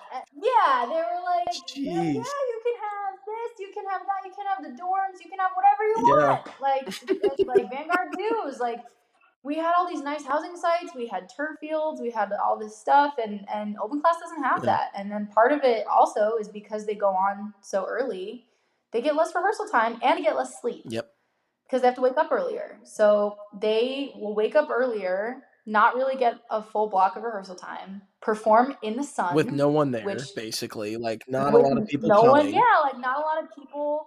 And also it's hot. Like, I don't know if you remember in 18, there was a Texas show. All the delays, all the Texas shows. It got canceled. And they were just like, oh yeah, nobody can go in uniform. You have to be in t-shirts and shorts. And I remember I was at Regiment at the time, and we were in t-shirts and shorts. It was 9 o'clock at night, and it was 90 degrees. I remember. I think I was at that show too. The ones, because we did ours. That's like the first night we brought out like the face paint for that year. And, and it was hot as shit, and it was nighttime. The sun was down. Yeah. And I remember like, oh damn, We had it's to kind of take like hot. the 20-minute like rehearsal breaks like mandated by TGI. Yes. Yep. Yeah. It wasn't mandated by DCI. It Oh was no, but mandated yeah. by like the state of Texas. Yeah, right. Like it was super hot. And here's the thing, like as much as that show kind of sucked for me at Regiment, I was one of the last people to go on. There were people that had to go on while In the sun was out, in the sun, in 110, like 10 degrees. It's hot as shit. Like, you know what I'm saying? Like they have to deal with that. And then they don't get as much sleep because they have to wake up early. And it's just like, it's this whole like kind of thing that, and same thing with horns. Like they don't really get sponsorships to get new ones. So they don't get new horns. As I like at OC, we had System Bluet. Like we did not have good. Do you remember just that? the way we had the System Bluet? Just casually passed them. They were not good horns. They sucked. They sounded like shit. God, you're trying to tune those things was such a pain in the ass. But that's what is like a lot of corps, like they just every resource that you can imagine, they have less. Or they just don't have it at all. Jeez. And so the fact that they're able to get like the products, like I don't know if you even like if you look at kind of like the top end of open class, like BDP, Vanguard Cadets when they were around, Spartans, Gold, like the fact that they can get the products that they get with less rehearsal time because they literally just can't afford like to rent out schools that often. Like the fact that they can get the products that they can get with the amount of resources that they have, frankly, is incredible. Like, because you got some pretty high-end stuff in there. Like if you go and you look at like some open class shows, like they're fun. They're super fun to watch, and there's like some significant talent. Yeah. That's like very, very slept and as on. the years like the past couple of years, like I've definitely noticed that like the talent level has like the degree of difficulty of like shows across the board are definitely getting higher, I feel like. Oh, 100%. 100. Like, and even like if you took maybe a 15th place show in 2022, maybe 2023, it would probably like make the top 12 easily in like 2000. Oh, 100%. Yeah, like you know what I mean? Like the quote unquote lower, like the corps that score a little bit lower, definitely it's not because they're bad at drum corps. Like it's not at all because they're bad at drum corps. It's just drum corps is hard. Like drum corps has gotten harder, and we're asking, like even just as a staff member, like we are asking students to learn visually more skills in the same amount of time. Yeah. Because before all they had to worry about was marching, and now they have to worry about marching and dance skills and character, like really high level dance vocabulary too. Like not, and it's not just ballet. Yeah, it's not ballet anymore. Now we're asking them to do different style. Like the kids at PC are doing back bends. They're doing like inversions. They're doing crazy stuff. And at Vanguard we were doing crazy stuff. Like it's going into out of the ground. Like those are really hard skills. Yeah. And I would say even like in 2015, no one was doing that. Maybe even up to 2017, nobody was really doing that. And so it's just like, it is skyrocketing. Very quickly, I feel like too. Just very quickly, like the degree of difficulty with all these shows, it just... Yeah. But 100%. I was curious with your physical conditioning coordinator position that you're doing, the official title for the summer with Pacific Crest. So are you creating like the training program for them, like in the off season? What are you focusing on giving them that program? So that I've actually been doing that for like I did it with Gold too. Yeah. This is just the first place that like gave me a title for it. I've done it for a couple indoor groups. But basically what we're really trying to do is we're trying to avoid students getting injured because drum corps has a lot of like one, repetitive stress injuries, and two, a lot of times people just get hurt because they're not strong enough to do the things we're asking them to do. So we definitely have some students that like go to the gym regularly, and like that is not really who the program is targeting. Yeah. We're targeting the students that like don't have access to a gym, don't have access to equipment. While also we're trying to keep in mind that like they have work and they have school and they don't have like hours and hours on top of their like assignments for school and those assignments for drum corps too. Yeah. So we're trying to keep all that in mind, and what we're really trying to do is give them a good foundation. And so every workout so they work out twice a week. Nice. Every workout is a full body workout, and it's a HIIT workout. So we try to get some cardio in there too. And every workout's about like 15 minutes. It's always like less than 15 minutes. Hell yeah. But it's like 15 kind of hard. Like the other thing too is when you're designing a workout, like one thing we do is we work out for time instead of for reps. Because if I ask me and you to do 10 push-ups, 10 push-ups for you is probably going to be a lot easier than 10 push-ups for me because I'm really bad at push-ups. Well, I think they're going to be easier for you and harder for me. I suck at push-ups. I was going to say, no way, reverse that. Go ahead and remember, you're the strength coach. I'm the fucking guy sitting here in a chair with a mic. I'm going to suck at 10 push-ups, okay? So don't give me too much credit. Give me too much credit. Well, okay, but the point is every student is different, right? And so for one student, maybe that's too hard for them. And for another student, maybe it's too easy and they're not being pushed. So rather than say, okay, do 10 push-ups, we say, you're going to do as many push-ups as you can do in 1 minute. Because everyone is getting pushed to their limit at that point. You can control how hard you push yourself in that workout. And it's 15 minutes, so it's like, it's achievable. You're not... You know what I'm saying? And I'm not asking for... It's the length of a shot. I'm not asking for like an hour out of your week. I'm 15 minutes. Yeah. You know? Yep. 15 minutes twice a week. And like I said, that number was picked very specifically because it's the length of the show. That's so perfect. Yeah. So if you can work out for 15 minutes straight and do continuous movement and continuous effort for 15 minutes straight, can do your show. You should be good. Yeah, like you should be good. We're setting like, it's just crazy how we've just now gotten to like, we should do things and put them in place to set other people up for success. And and don't get me wrong, I'm not saying that my way is the only way. I'm just saying this is what I have had success with. Like, cause here's the thing, I've had like fitness programs. Like I remember at Regiment, they were big on running. Super, super big on running. And they had us running like 6 miles. They had us running for like an hour straight. We would do like time stuff and we would build. So it was like the first week, I don't know, you would like run a minute, walk 30 seconds, and then repeat forever. And then it kind of would build and build and build until you were able to run for like an hour. And that's all well and good. But like, at what point does that become like, okay, we got it? Do we need to be able to run 6 miles? Probably not. We could probably stop at 2 miles. And that would honest. probably be like, good. You don't need to run that much. And then sometimes it's just overtraining. And like I said, I get it. I get overtraining, and I think that's great. And I think that that's something, personally, I feel like that's something that you can do more during move-ins. But we're trying to get them ready for move-ins, so that day one, like you can start learning the show and like putting in the things that you want to put in to explore that summer. And they'll be, you know, not all the way in shape like you are, like when you get to tour, but you're going to be able to try those things and not have to worry about, okay, we don't even have like the physical like stability just to learn these things.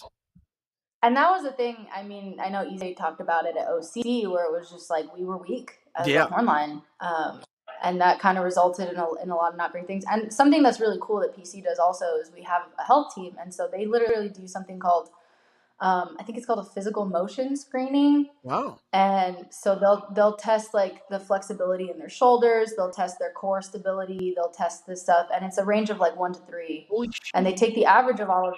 Yeah, and they take the average of all of that and they give it to me. And so like something that has happened in years past where it's like, oh, they have really weak ankles. So we need to work that. We need to work ankle stability. So are you able to like curate their like workout to what they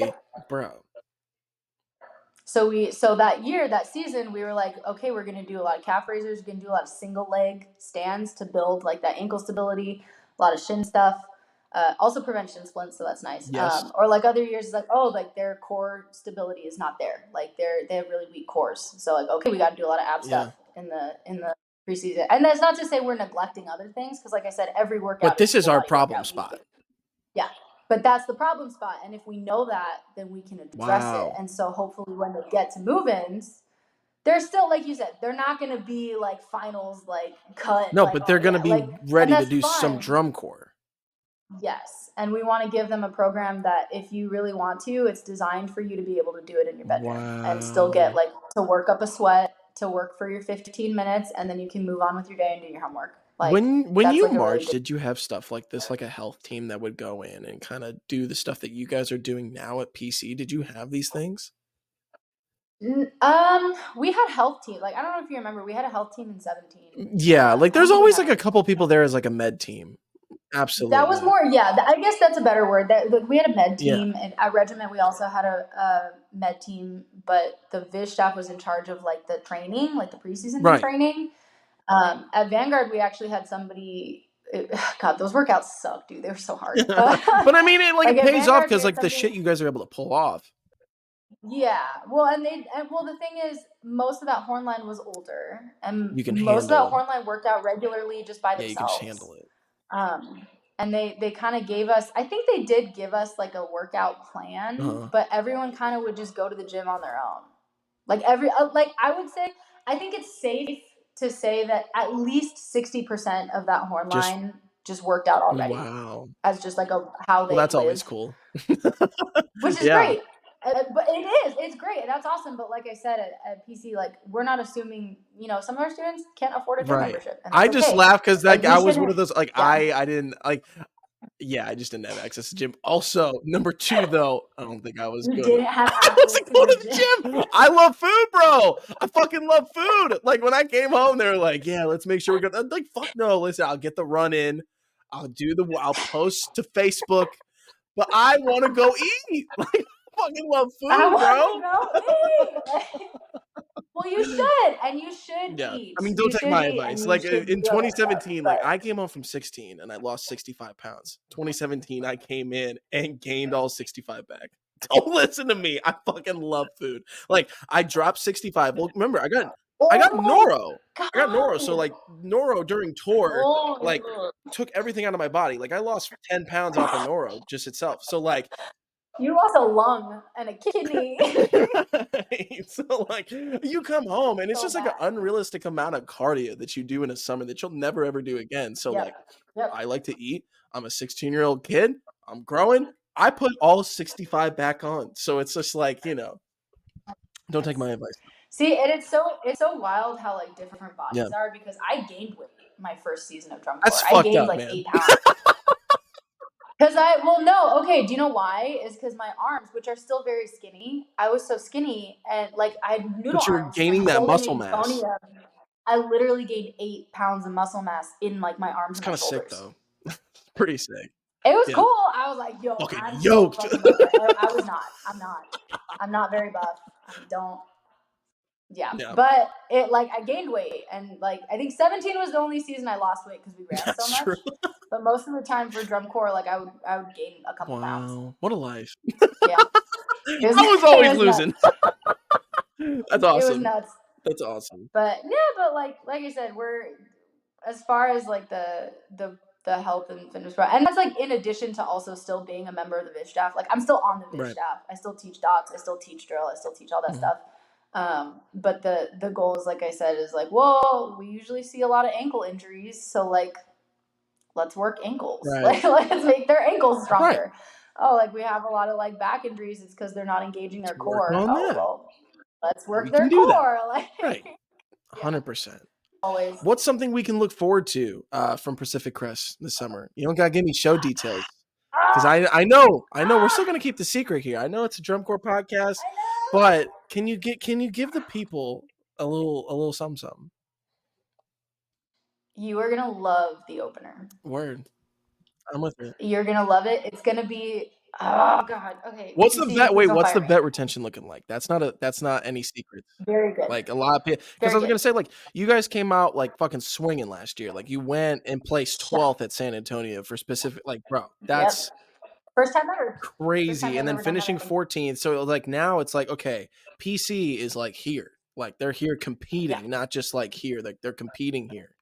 Yeah. So We're fighting. So, and that was a really cool thing because last year we made a very conscious attempt to just give the students like a good experience, and that doesn't always mean an easy experience. Don't get it right. twisted. Like those kids Yeah. worked. They got their butts kicked, and they absolutely rose to the Yeah. occasion. But like when we say like a good experience is like just kind of like I talked about earlier, is like when we are kicking their butt, we tell them why. Right. We're like, hey, this is like, do you want it or not? Like, look, we've been there. We've been in the top 12. We know how to do it. Do what we say. Right. Like it's a really hard process to be good. Yes. And they were great. And so a lot of the membership, just like I said, really jived well with that. And I think they were really responsive to what us and the brass staff did with them. And so it seems like a lot of them are coming back, which is super exciting. The show is really exciting. Like I said, you're going to recognize some stuff and it's going to be cool. I love it. You're going to like it a lot. I think we're going to come out really strong. I'm excited. My last question here to round us out.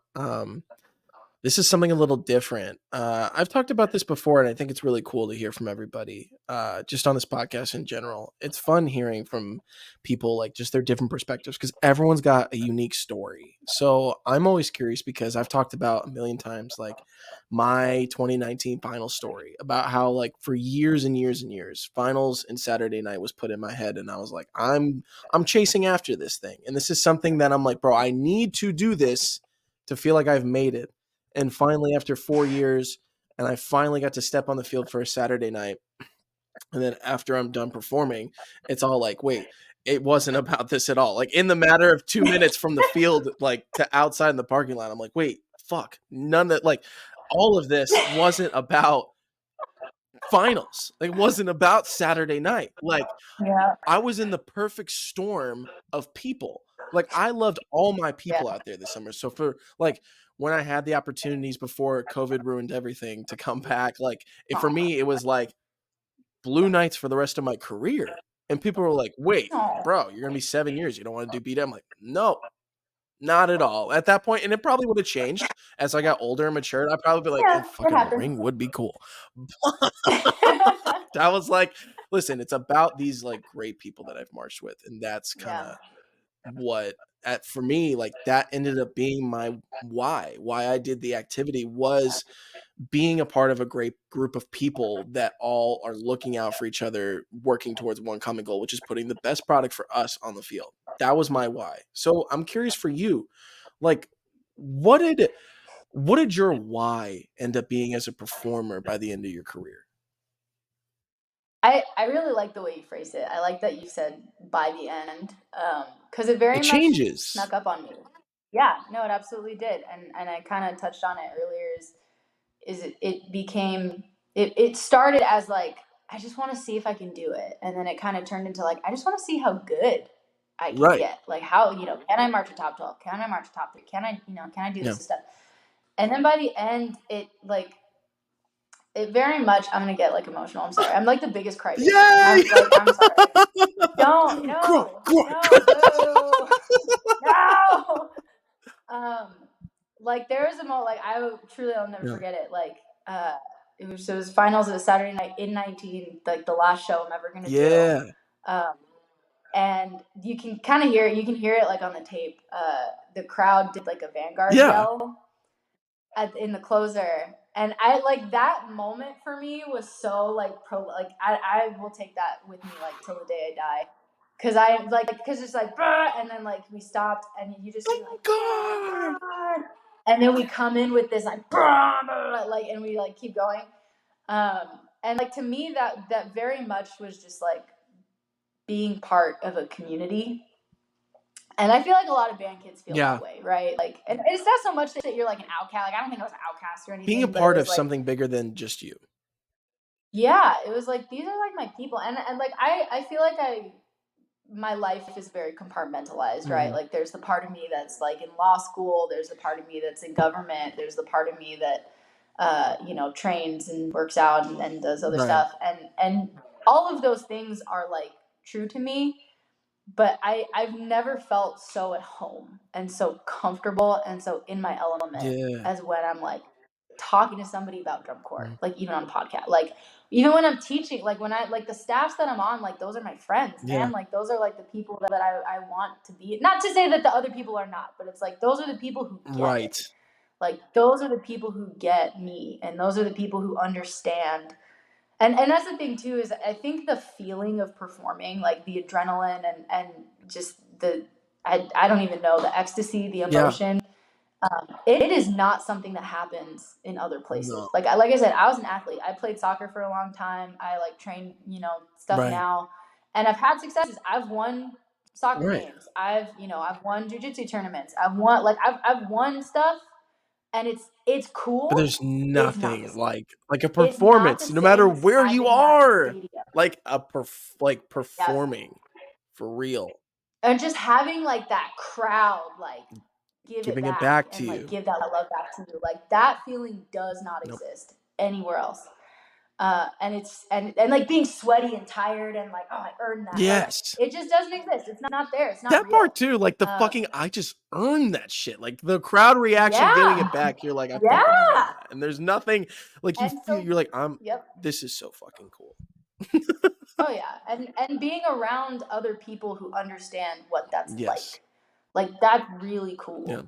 Because how do you explain that to someone who's like never done Yeah, it? they always think they're like, wow, you fucking band nerd. They're like, that's cool. Yeah, like that's cool. Yeah. Like that's neat. And like it's like, no, dude, like you don't get it. But like when you're talking, and even with my students, it's like really cool to talk to them about it because I always like kind of give this speech to like rookies, and I'm like, look, you're gonna have a show and you're gonna know. Yeah. You're gonna know. I can't tell you how, because I don't know if you remember like when we did the Heart on Fire, Mind on Ice stuff. Did we do that at OC? I think so. I think that's where I stole it. Maybe. I don't know. I think it was Lofi. It might be a scout. Oh, true. Thing, no, but, that definitely sounds like yes. Yeah. No, 100%. Shout out yes. Lofi. Shout out David Lofi. He was awesome. A real one. But he had like this whole speech about like having your heart on fire, mind on ice, and it's like the passion, but also like the intellect, and they happen at the same time. And like when that happens, that's when you have those shows where it's like, it's just so good. Like that's like your San Antonio, your Saturday night is when you hope, right? That's when you hope it happens. But I always give the speech to rookies where I'm like, look, it hasn't happened yet. When it happens, you will know. And there's always that show, and every single season is going to be my 4th season teaching drum corps. And every single season they come off and they're like, that was it. And I'm like, did you feel it? You got it? You and feel like, that was it. And like they know. And I love that's like those are my people, man. Like that's the community. Because I didn't really get into it for like the community. It was like I said, purely selfish. Like I wanted to see what I can do. See how good I can be. And then it snuck up on me, and all of a sudden it wasn't about me, it was more about seeing them have the same experiences kind of like that you had, you know? Yeah, and like bonding and being like, how do you like, because I think drum corps has done so much for me as a person, and it is responsible for so much of the successes in my life. Yeah. Like I would not be anywhere close to where I am without like doing drum corps. And so I really, really love seeing other people have that positive effect. Yes. Like and seeing it like benefit them, and seeing like the emotion. Especially age. I always have a soft spot for age outs. I love seeing them come off the field. And you know it was their last one. Their last show. Yeah. And I'm like, you loser, like you're crying, like they're all sad. You little loser, you tried to act so hard all season. That's good. I cried too. I was the best, dude. I age out. I was like, it was not pretty, but yeah, no, it morphed. It definitely morphed, and I'm so fortunate to be able to like still be involved and to kind of pass that on to like the next generation who like, man, they're killing it. Drum corps, like I know administratively drum corps got some stuff to do, but like performance wise, man, it's a good it is. That activity this last summer definitely proved that like drum corps is gonna be okay in the performance category, because like good God, watching, I finally got to be for the first time on the other side as a live fan this past summer at the Murfreesboro show, and like I got to see the top 8, and it was crazy because I had never been on that side before, and I'm with my friends who are like, oh, I remember going to the Murfreesboro show. I'm like, I've never fucking been to a show on this side, so I'm like, just bear with me here, like. You have to buy a ticket. Like, oh no, I made sure I didn't buy a ticket because I was like, I have a whole story about this actually. Like it's in the clips from the bus. You can go see it. It's how I snuck into the Murfreesboro show. I basically knew somebody. Awesome. I got the whole like, I got up to the press box sitting next to Dan Potter. Oh my! Sitting next to Dan Potter while he's announcing shows. So like, I got all the way up there because I was like, yeah, I used to march in the activity and I went to school here. So just let me. And I talked my way to the top. I was like, listen, I did how many years of this activity? I went to school here. How many? You think I deserve I'm not it. paying. Listen, I've earned my seat. yeah, listen, I had the CEO of DCI on the podcast. If he wants to fucking email me and be like, listen, we need you to pay that $80 for the ticket. You owe us. Cool. DCI I will send a check. If you do not pay that $80. That is revenue. Oh my God, I need to support the community, guys. But yeah, no, it really is like it's cool seeing like the shows and like design just taking a huge just leap up. It's just really cool seeing how talented all these performers are. I'm really excited. Well, it's cool seeing it different but be the same. Yeah. Like the shows are different, but the kids are they're fucking still band kids, man, and they're awesome. It's so great. They're so silly and goofy, and like they're just as dumb as we were, and like they're just as passionate as we were. Like it's so cool. It's awesome. Great because it's just like you get to watch with your like you've gotten to watch from both sides, just the activity progress, and that's just weird, a little weird because you're like, damn, weird. Let me think back to 2016 real quick. Wow. Yeah. Wow. The pre-COVID versus post-COVID drum corps are which we could do a whole other episode on that. We could talk all 100%. day about that. For another time. I think that's where we're going to close for this one. With that, ladies and gentlemen, this is where we're going to close for the week for episode 20 of the Meet the Bus podcast. Thank you, Julia, for coming on. This was so much fun. We haven't gotten to talk in like years. And like literally like as soon as you joined in the studio, it just like picks up. Just like it's like yesterday. Yep. And I just oh my goodness, this has been so much fun. Like I love it every time where it's like it's been a couple weeks for me, like talking and thinking about drum corps, and I get nervous because I'm like, do I remember how to still? And every time sitting back down, it's just like it all floods back in. I'm like, oh yeah, band. Yes, I love it. But I mean, man, that's where you're comfy. But thank you for coming on, Julia. I really appreciate you coming on. This was a fucking blast. I loved it. I had a blast. You guys can catch her out teaching with PC this summer? ? On tour. Yep, we're still figuring out the schedule, but I'm hoping to be on sometime around San Antonio. Love it. Okay, love it. Come say hi. Absolutely. With that, ladies and gentlemen, hope you enjoyed. This is episode 20, the Meet the Bus podcast, and we will see you guys next week.